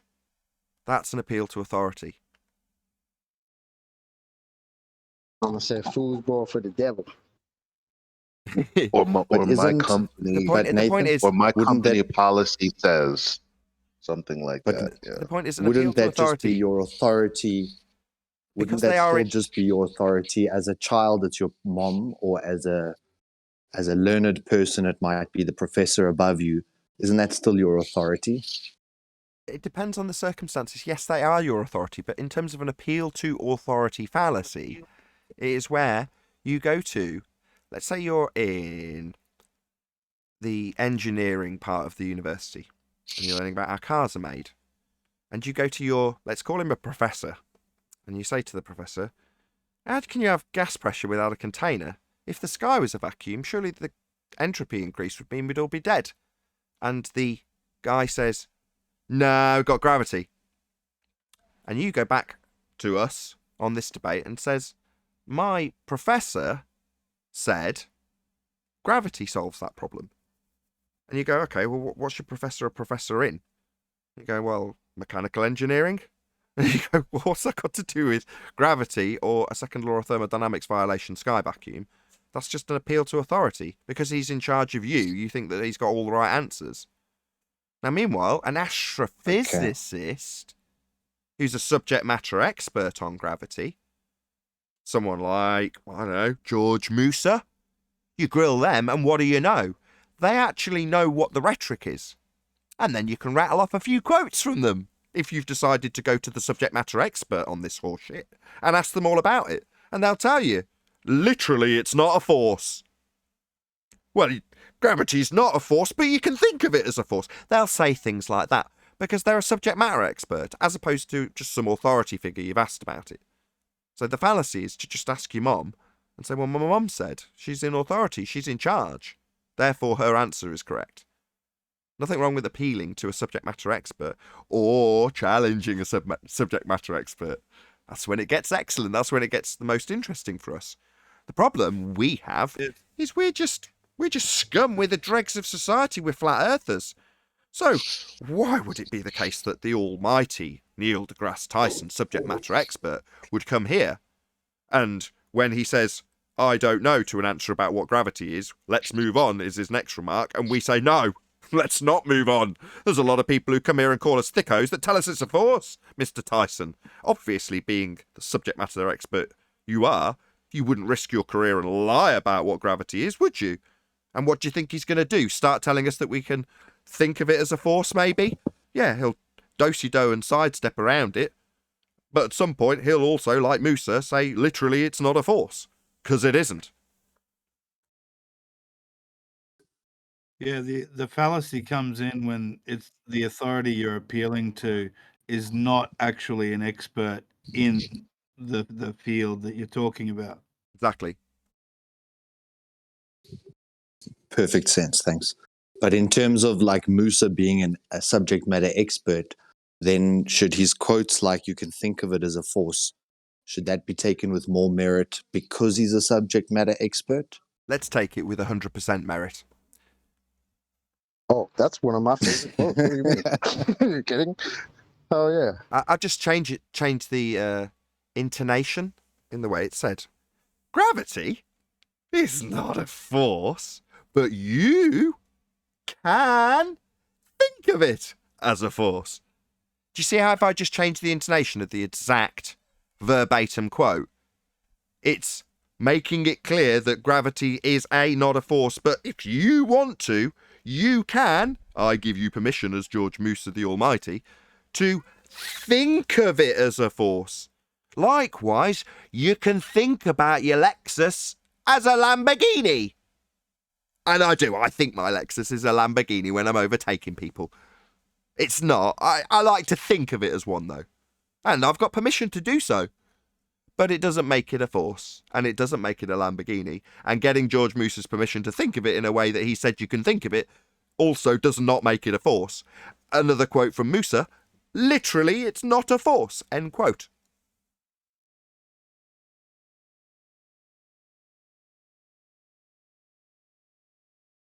I mean, we do, and we must consider Newtonian gravity as a force. It doesn't really mean it is one, but we don't necessarily have to work at the really is level. With the really is in air quotes. I love subject matter experts. So do I. Me too. Me too. And it's QE that taught me that. Never gets old. Because at first you're like, oh, he's got a PhD. So what he says goes. Oh, well, no. What he says has to be in line with the rhetoric. So therefore you can rip that person clean off the slate. Because, why? Well, because they've got to stick to the actual rhetoric. So if you've got a subject matter expert in the claim that we spin, and you ask them about the Coriolis force, like Tyson did, he has to stick with the rhetoric. Earth turned beneath a football. Hi, Mr. Tyson. Nathan Oakley, BBC News. Did Earth turn beneath the football? Oh, yes, I did a quick calculation, and we observed a drift through the goal. That's what got him the game. It was epic. Really? What about the blimp filming the game, Mr. Tyson? Has that got Earth turning beneath it? Where's he going to go? Oh, well, that's retain the momentum of Earth. Earth stands in violation of the first law, where Earth and atmosphere are moving together. Oh, so Earth and atmosphere moving together, Mr. Tyson. So the ball didn't drift because Earth turned beneath it then? No, he's not going to do that. He's not going to take an anti-flat Earth stance and tell us that we've got conservation of momentum. He's got to stick to the rhetoric. That's why he'll never, ever, ever come here. The people who will are people who are nobodies, who can easily move over one step to a rhetoric that doesn't quite sit in line with the globe to challenge me as a flat earther and just prove me wrong. Hopefully the audience will have lost track that the actual claim is Earth turning beneath a football when it's detailed for, I don't know, 45 minutes that I should understand conservation of momentum. That's what you need. You need dicks at ground level, not the priests, because they have to stick to the story and it's embarrassing when we show how it's wrong. Did you see the and then slam them together with Michio Kaku where he was challenged and he immediately flipped out on that girl? Oh no. No. Do tell. Where he ended the interview. I was just gonna say. He started accusing her of being a 9/11 conspiracy theorist and everything else, but the question wasn't even related to that subject. It's just where he went with it. I saw that. Wow, can Wasn't anybody that part post of it? the principle? Wasn't that part of the principle? One of the outtakes from where they were doing the geocentric documentary called The Principle? Yes, that was his reaction to that. Wasn't the principle? Nathan, I just wanted to Really? say on the Coriolis effect thing, what I'm loving to do with these anti-flat earthers is that you ask them, so did the ball drift underneath did the earth drift underneath the ball through the goalpost? Yes. Does the earth drift underneath the blimp that's floating above the stadium? No. Okay, so what if you kick a ball from the blimp? And then you watch the cogs. The ball wants to drift, but the blimp doesn't want. I had one like that too. Shoot a sniper from the blimp. Want to hear my version of exactly the same thing? Does the Earth turn beneath a bullet? Oh, absolutely. Yeah, they have to track the target if it's a long distance shot. All right. Does the Earth track with the helicopter? Oh, yeah, Earth tracks with the helicopter. Earth and atmosphere move together. Does Earth turn under a bullet fired from a helicopter? Watch their brain explode. That's a good one too. Exactly. Actually, even I've never heard a Glober claim that there's that Earth turns underneath a bullet, because it just straight up doesn't. No, they do. I don't. Well, if you ever watch a might chat wanna feed listen or to look at them. some comments, you'll see people saying, "Thanks, Bob. 15 degrees an hour drift." Do you ever see that comment? No, I've never seen that comment. Okay, well, the gyro, because I'm pretty sure you came in yesterday with a pendulum claim. That's a claim that Earth turns underneath a pendulum. So you say no Glober claims that? I don't. You claimed it. What are you talking about? And what about the name called Coriolis? Guys, hold on. Knife edge guy, much more important. Hey, hello, guy on the knife edge there. You just said no Glober claims that Earth would turn underneath stuff. That's ludicrous. Now, I appreciate it doesn't mean you suddenly get my support because you've transitioned to flat Earth, but you specifically said that. No, I said Earth doesn't turn underneath the gyroscope. Wait, hang on. Oh no, I'm losing it. Earth turns beneath the gyroscope. Oh, so but it you are doesn't now turn saying underneath it the bullet, right and now. I'm Sorry, confused. mate. Yeah. Literally 2 minutes ago, I know you have said it. You don't have to sort of stammer away around it. Yesterday, you said Earth turned underneath. I thought it was a pendulum that you said, but you're now saying gyro. It doesn't matter. Yeah, that's what you said. Now, I realise that there's been a transition literally on this show, but now you're saying no Glober claims Earth turns beneath stuff. It's ludicrous. But you claimed it. You literally yourself claimed that yesterday and today, literally about 3 minutes ago. No, I just specified bullet because I've never heard one say specifically about a bullet. It's in the handbooks. We've heard that for like 6 years now. It's in the handbooks. Snipers' handbooks apparently have got a claim that you need to track your target because Earth's going to turn beneath, and they cite Coriolis in the handbooks. So you might not have heard of it, but it's certainly something that they like to dig out and go, look, it's in the handbook. And that's an appeal to authority also. A claim that your entire world moves in a handbook of a sniper.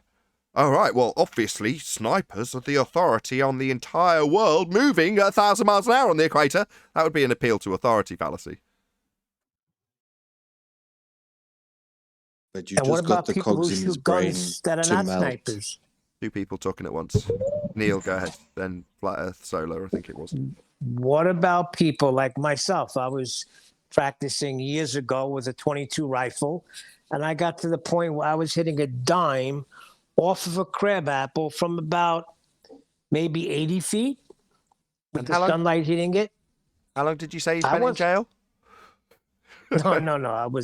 This was when I was in a trailer upstate, taking care of my life, getting it in order. Okay. But I wasn't accounted for no Coriolis. I was going to say, you shooting got an the alibi. rifle. Your position and movements were accounted for. What's that? You're a position. You got an alibi. It's a I joke. was just shooting. It's just a joke, okay. Neil. Just joking. I was just shooting. That's what I'm trying to say. I wasn't accounting for anything. Well, I would like to point out that snipers do not learn how to shoot guns reading books. That it's all in-field training. I don't know anybody that read a book and learned to fire a gun. Yeah, that's what I'm saying. A guy showed me how to do it, and I would practice every day. And I knew I hit the dime when I couldn't find it anymore. And it was 4 hours of book reading and 4 hours of shooting, right? No, it was all calculations first, right, Neil? You calculated how much Earth would turn beneath the bullet, right? Yeah, 8 hours exactly. I of book did and all 1 that. hour of shooting. Whilst we're on that subject, I haven't got the screen share up for the knife edge gentleman. If the pendulum isn't supposed to be having the Earth rotate underneath it, why would Globers produce a calculation based on its latitude so that you could figure out the rate of rotation? They didn't claim it was rotating underneath the pendulum. Well, it was a perfect example Hold of on, what I wanted hold to on, add earlier. hold on. That's directed to the glitch guy. His name's Glitch. Hi, Glitch, sorry. Oh, I'm sorry, I missed that. I'm just saying, if you were saying that pendulums, there isn't the claim of Earth rotating under pendulums, gyros, etc. I'm a bit confused if that's the case, because why would the ballers produce a calculation for you to be able to work out the rate of rotation based on your latitude? We'll get your answer, If they and then didn't claim that. we'll get your answer, and then I'll give you the actual reason why this happens. But go ahead, Cooper. Yeah, I'm very confused. Yeah, I think that's you were fine. talking to Quack. No, that's fine. That's a good answer. Very confused is what I kind of hoped you would say. There's a reason for this. It's because, as Adam puts it, globers, now we're going to make this a bit more clear, someone who thinks they live on a globe and follow the priesthood of Neil deGrasse Tyson, etc., with the rhetoric of globe, would assert Earth turns underneath bullets, balls, pendulums, gyros. So that's a globe claim. Now, your statement is, in societal terms, accurate. You said, I've never heard a glober claim that Earth turns beneath stuff in those terms because it's ludicrous. I'm paraphrasing perhaps slightly, but that's the sentiment of what you said. Now, if you remove the word glober and now substitute in the words anti-flat earther, it then makes sense. No anti-flat earther would claim, as the globe does, the Earth turns underneath, because it doesn't happen and is therefore ludicrous. And they argue about conservation of momentum as a result. Because it would be ludicrous to be in the debate and assert Earth turns beneath helicopters, drones, aeroplanes, or you if you jumped up and down. Therefore, an anti-flat earther would never claim Earth turns beneath stuff, because we've proven it doesn't. The globe, however, absolutely does claim, as on screen now by Adam, thank you very much indeed, they do claim on the globe that Earth turns beneath to induce Coriolis effect. So just for brevity, anti-flat earthers will never claim Earth turns beneath. The globe claims Earth turns beneath. Can I read something to basically accent your point? So Yeah. from ThoughtCo, right? What is the Coriolis effect? The Coriolis effect, also known as the Coriolis force, refers to the apparent deflection of objects such as airplanes, wind, missiles, and ocean currents moving in a straight path relative to the Earth's surface. So, moving further in the article, it says the Coriolis effect is, no, not that part. Causes of the Coriolis effect. The main cause of the Coriolis effect is the Earth's rotation. So, Indeed. Yeah, Earth's claim to turn beneath things to cause them to seem to drift. That's what the globe claims. You'll never hear somebody debate that because it's ludicrous and we don't observe it. That's what we point out. But they're much better off arguing about how we shouldn't see it and hope we don't notice that they're arguing against the globe claim, because obviously they're sat on the globe side, right? No. Now we've got a distinguishing feature that we can highlight for the audience, which is one's an anti-flat earther. They're arguing against not only us and our rebuttal, but also simultaneously actually defying the globe claim in the first instance. And that's an anti-flat earther. They'll never claim the Earth turns beneath to give you Coriolis effect. because it doesn't happen. Funny.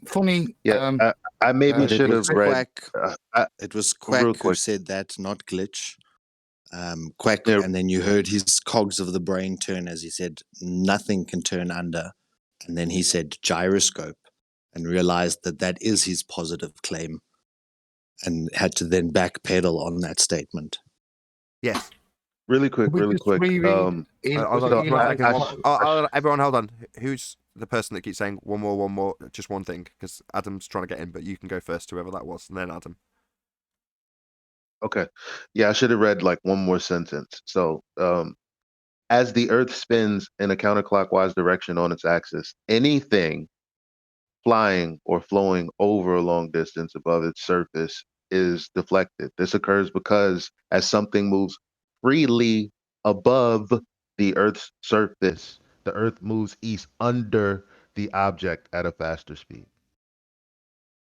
Perfect. I wasn't going to prompt you to get that, but that's the most important bit where the thought co-citation actually says, because Earth's turning beneath it. Go ahead, Adam. Yeah, would you just read the first bit where you went to causes of Coriolis? Just reread for me what it said.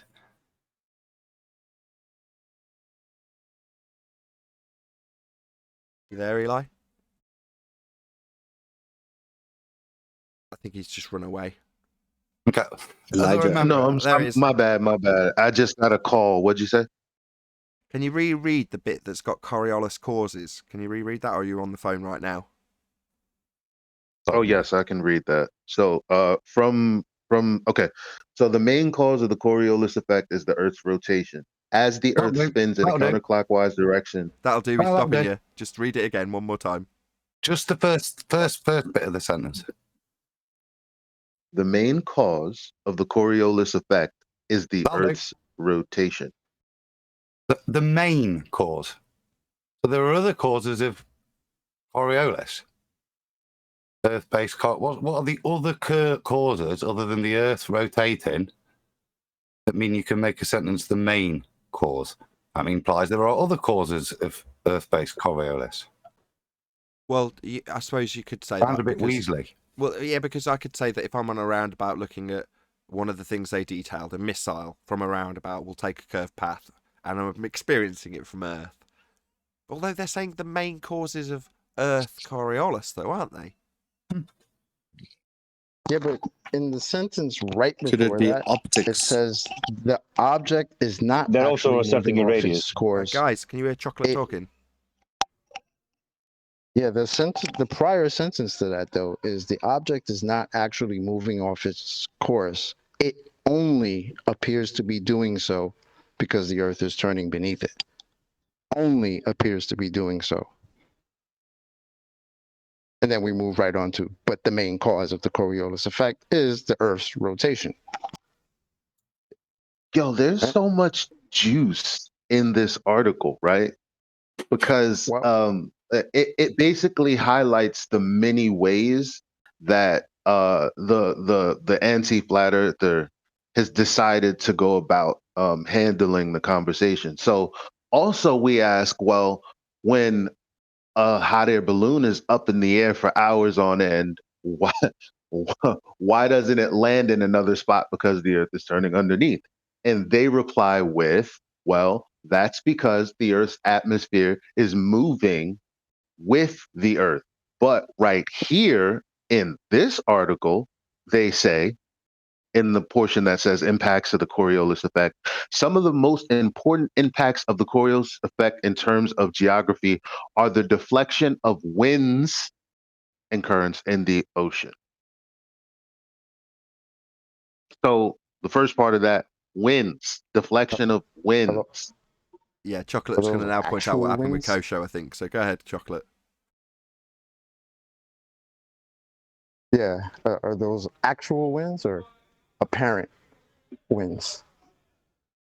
This question was put to Coriolis effect is just. I was going to say this question was put to Kosho, and the thought co-citation that we're reading from presently was handed to Chocolate by Kosho, a Globe believer. Now, after reading it, upon being presented with it, which is pretty much what you're expected to do, right? Not everyone does that, shockingly, but Chocolate does. And he came back and said, okay, according to this citation, right, you've got winds, and you've got this detailed explanation of not actual deflection.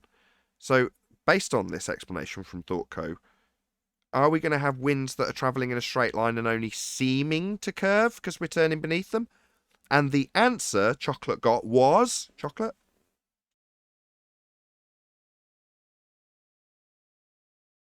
The answer was... Yes, winds 100% move in a straight line. So they're not in lockstep then? Well, they're not rotating. So his argument is that hurricanes that you're observing, from a satellite view, if you want to use their terminology, are depicted as actually rotating. Because of the citation that makes it clear that the rotation is Earth in Coriolis, in their example, and the deflection is not actual. Therefore, or ergo, to have the argument make sense for a glober, you've got to be observing a hurricane and go, you know what, that hurricane's actually going straight and it's only looking like it's curving because I'm on an Earth turning beneath it. And he had to say, yeah, that's 100% correct. Winds are travelling in a straight line, only appearing to drift because I turn beneath them. He had to say that that's the case. Now, ladies and gentlemen, do hurricanes move in a straight line?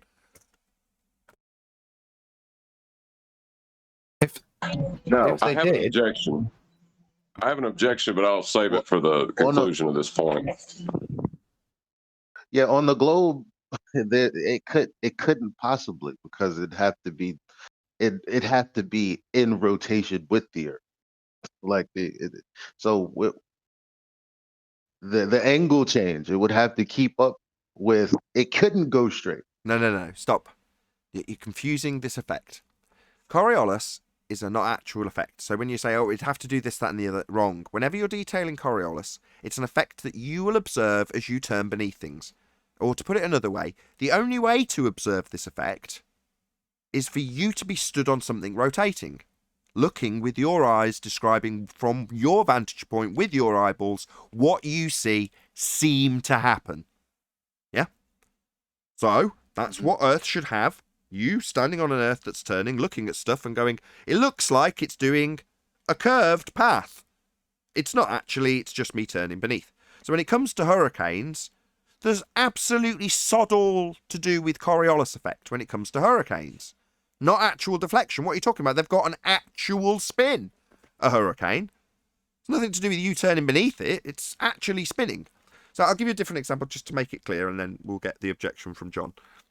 If you've got an example that's claimed to be Coriolis, and they say, Coriolis is the effect of the swirling water going down the pipe in a different direction, north and south hemisphere. Now, I'm skirt by the begging the question fallacy that is to assume antipodal positioning on a sphere when you say hemisphere, and move straight on to the fact that the Coriolis effect is induced, say it with me, as you turn beneath. Now, as you turn beneath the water going down the drain? No. That makes absolutely no sense when referencing Coriolis. You're talking about an actual spin of water going down a drain, not a apparent spin as you turn beneath it. That would be Coriolis, because you can only observe Coriolis as you turn beneath. So, for the water swirling down the drain to be linked in any way to Coriolis, you would have to be in the water swirling around, making you and the water swirling the non-inertial reference frame. Now, given that you'd obviously noticed that, we'll brush that over and just say, if you're in a whirlpool, swirling and swirling, and you happen to not notice it, you could look up and go, ooh, the trees on the bank look like they're coming towards me. Oh, they're going away. Oh, the tree's coming towards me. Oh, it's going away.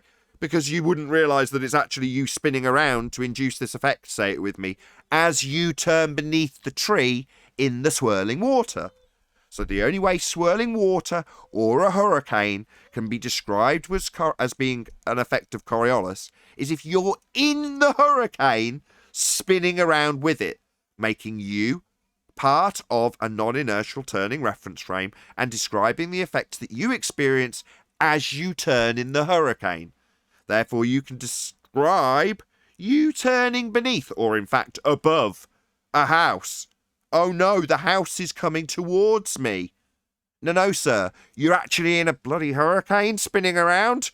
You know, that house is actually cemented into the ground, and you're moving towards it. It just looks like the tree's coming to get you. It looks like the house is coming to get you. It's not. You're moving towards it. So unless you're in a hurricane or swirling down the drain, it's not Coriolis.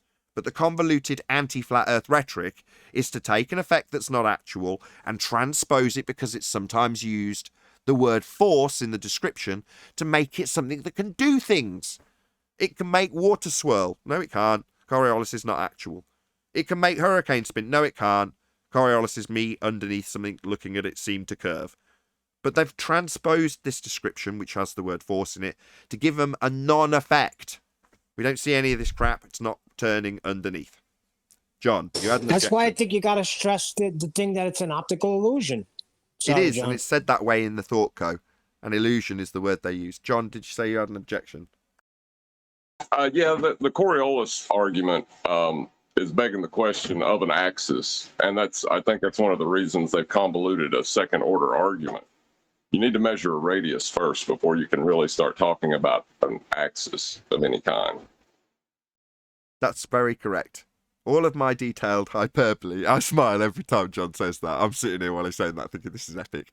Because I'm all enthused, right? I've got to get rid of this enthusiasm for talking about Coriolis in detail.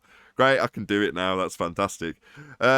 Yeah, none of what I said was useful. Was it? Can you repeat that, please, John? Yeah. Well, the Coriolis is like a second order argument, assuming that there is an axis. But you need a radius to have an axis. So we need the radius first. Everything dies with the black swan. Yes. Everything But dies. if you ever want to have fun, ask a Glober, why does a hurricane appear to be rotating from the inertial reference frame? Should get a real fun answer. Enjoy. That would be the satellite view. If you're looking from their quote-unquote satellite view of a satellite when they of a hurricane, when they say, here's the weather, this is what the hurricane's doing. Well, that view is you in the inertial reference frame in terms of the example. So you're no longer the guy experiencing Coriolis. You're in the reference frame where you see things as they actually happen. Well, from those viewpoints, or from that vantage point above a hurricane, it's got an actual spin direction. So it's like, well, once you're in the inertial reference frame, the Coriolis effect is no longer in effect. You're in the inertial reference frame looking at its actual path. So what's the dealio with it spinning? Good point, Chocolate. Coriolis has come a long Pretty way much. since Miley Cyrus. It has. You're not wrong. 2-hour, 3-hour discussions with Zanuck, with reference frames being bandied back and forth, and an eventual point where I feel confident in my understanding and can argue it, and then got to the point where I can bring it down to 5 or 10 minute discussions, then down to 2 minutes. Now I can stick a detailed Coriolis debunking explaining perfectly the reference frames, inertial and non-inertial, in a 60-second short. And for that, all of it to be made redundant by one sentence every single time I detail it by John, which is epic. I still do like hearing you debunk Coriolis, but it's kind of begging the question. There's a nice picture for your debunk on screen, John, now. The circles they're drawing. All those beautiful circles, Adam. Open with the first R. And then let's make up another little R to calculate this. But yeah, it all requires that first R. Look. Yeah, it all requires R, because I was told in chat yesterday that you do not need R to have gravity. Au contraire. Yes, you do. So, I agree. For their AU distance to the sun, it's derived with an R value, is it not?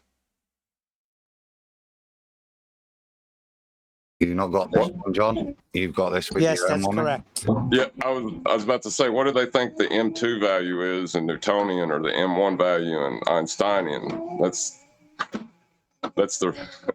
That's What do they R. think that is? That's R. That's Let what me it get is. it It's R. exact.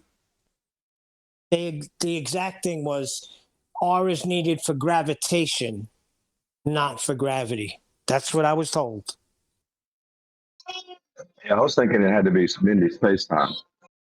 How you know how to bend space time at what is it, geodesic? You have to have that already for that.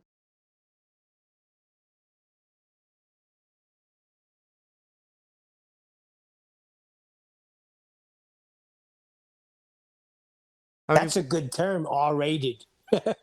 Everything is R-rated. Who would have known the importance of it? What, 2 or 3 or even 4 years ago, maybe 5 or 6 years for me? Who would have realised the importance of that one value, 3959? Who would have known it was so critical to absolutely everything to do with the sphere claim, a sphere belief? Everything hinges on that one value. It is critical to their argument. And once it's gone, same thing applies.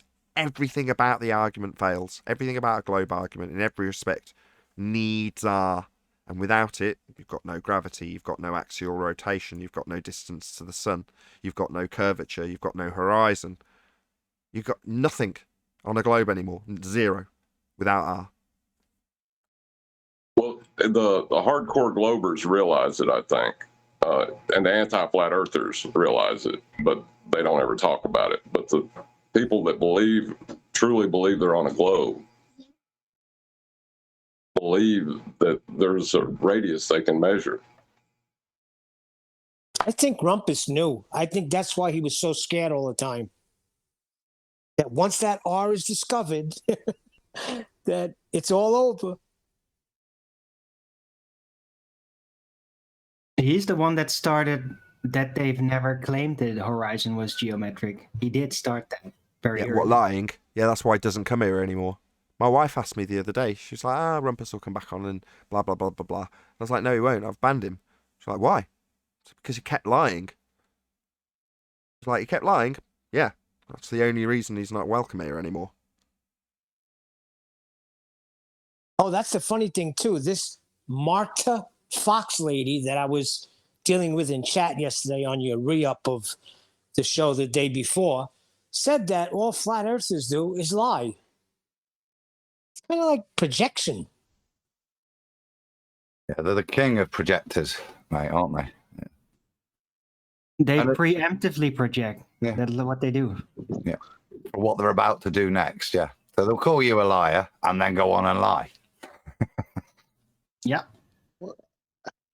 How could we be lying about pointing out the fact that there's no measurement of Earth curvature, how there's no detection of Earth movement, and how the vacuum of space is a second law of thermodynamics violation? How could we be lying when we're saying We have to be. We have to be. that there's no Because otherwise scientific it's evidence true, for gravity? isn't it? Hold on, let Adam give his answer. 'Cause We're it's not spot lying on. about Hold on, that. hold on. I want to hear Adam say it concisely because he's spot on. Say it again, Adam.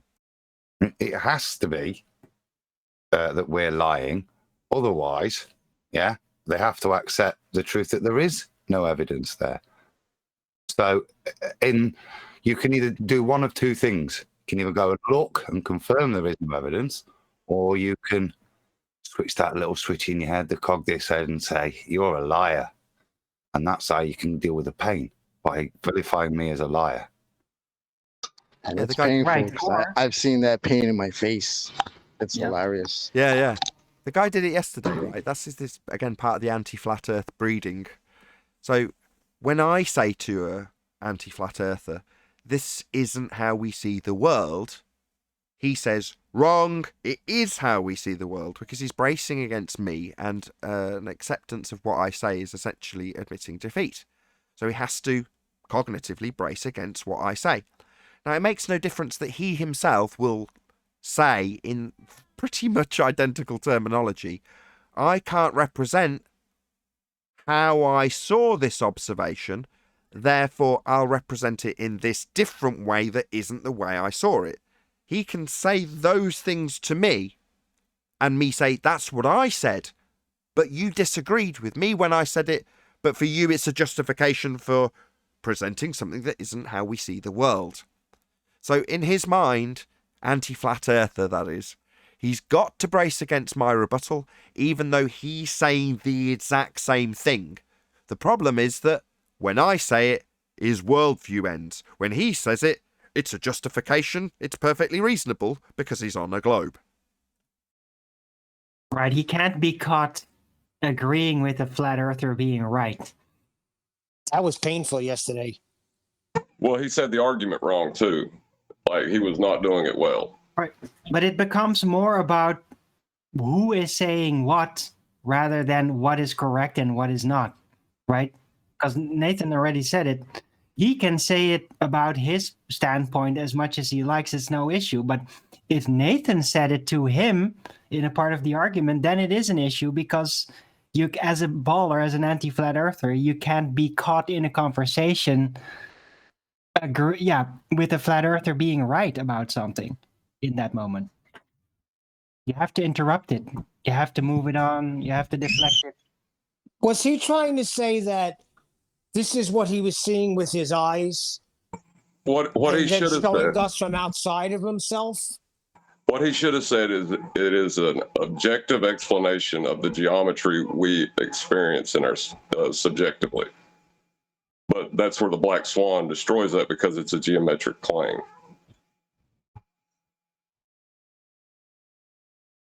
Sorry, you saying you should have convoluted the subjective and objective nature of his 2D diagram versus the 3D reality he experienced, and hopes that in the process of convoluting his version of that was to say it represents it.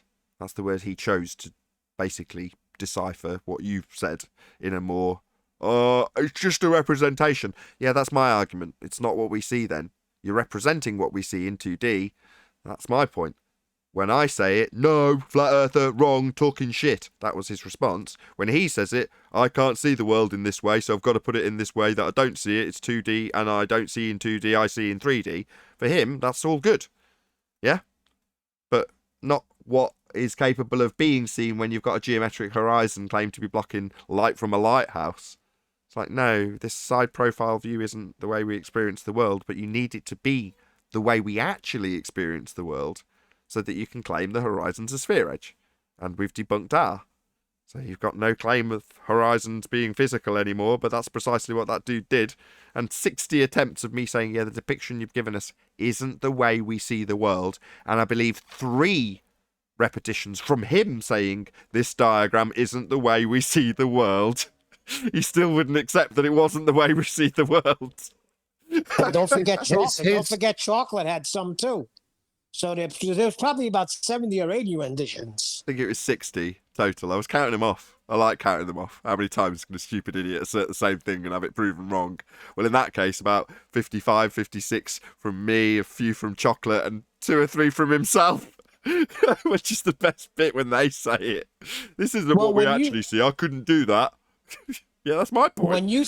When you said to get this view, you would have to detach yourself from your body, I thought it would click right there. So I think he knew exactly what he was doing. He must have done, because he was Rumpus's work. He was presenting the perspective hijacking, proof of nothing, Earth curve, right? Every effect that he saw, he represented in his diagram, not being able to see something, being able to see something as an effect of Earth curvature. That's what that's why he drew it like that, because that was his explanation. The reason he was not able to see this, able to see this, was because of physical Earth curve blocking it. Not that's how he saw it, but that's why he drew that picture, because of his assumptions. That's all he did. And he only applied some of his knowledge of translating optics into his Muppet vision diagram. Very selective. Like I said, all he selected was to interpret restriction as curvature. So Adam, if we hang on. So Adam, if we show them the black swan and the second oil platform over 9.41 miles, and then he saw the horizon beyond that, he would have to say, well, Earth's curvature happens beyond the horizon. It's not happening prior to the second oil platform if he's going to be consistent, would he not? Well, the black swan would completely destroy that diagram, wouldn't it? Instead of that being a curve, that black swan demonstrates that certainly over those 10 miles, it's flat and straight and applies to perspective. There's no curve in there. Just for the audience's benefit, on screen now is the rebuttal to the black swan depiction in Muppet Vision. So you've got a side profile, view of your own head, and then a tangent which would be used for the earth curve geometry to the earth curve edge that's going to block the two little diamond shapes. Well, those would be platform hill house and platform habitat. Now the rebuttal is the curved line on top, which wouldn't be utilizable as a geometric tangent to a tangent point to physically block them. And what's that you say? Well, we see beyond it. We see the horizon behind them. Therefore, the line to the horizon's bent, imploding the geometry of a sphere radius 3959. Yeah, that's what I was trying to get at. Is the reason the Earth curve calculator was so successful is because the claim was that you didn't need perspective. You were doing geometry. Exactly. You didn't have to worry about anything else. You were just doing geometry. Oh, I see. And that's correct. That is correct if you're going to translate the Muppet Vision diagram to reality where you take straight lines, yeah, and they are straight lines. But again, as you point out, there's no effect for perspective taken in there. And yes, the geometry is important, but also within that geometry, optics play a part because we're not measuring it, we're looking at it. Perfect. With that, I'm going to say a huge, massive, enormous thank you to both Discord and G+ panels for making today's after show possible. Of course, a massive thank you to all of you in either Nathan Oakley 1980 or Nathan Oakley Premium streams for hopefully smashing the super chat, liking, commenting, sharing, subscribing, smashing the PayPal link, or joining as a Nathan Oakley 1980 channel member. Also, below this video, you can get £50 for swapping your UK electricity supplier to Octopus Energy. I've been Nathan Oakley, and I'll see you all in the next video.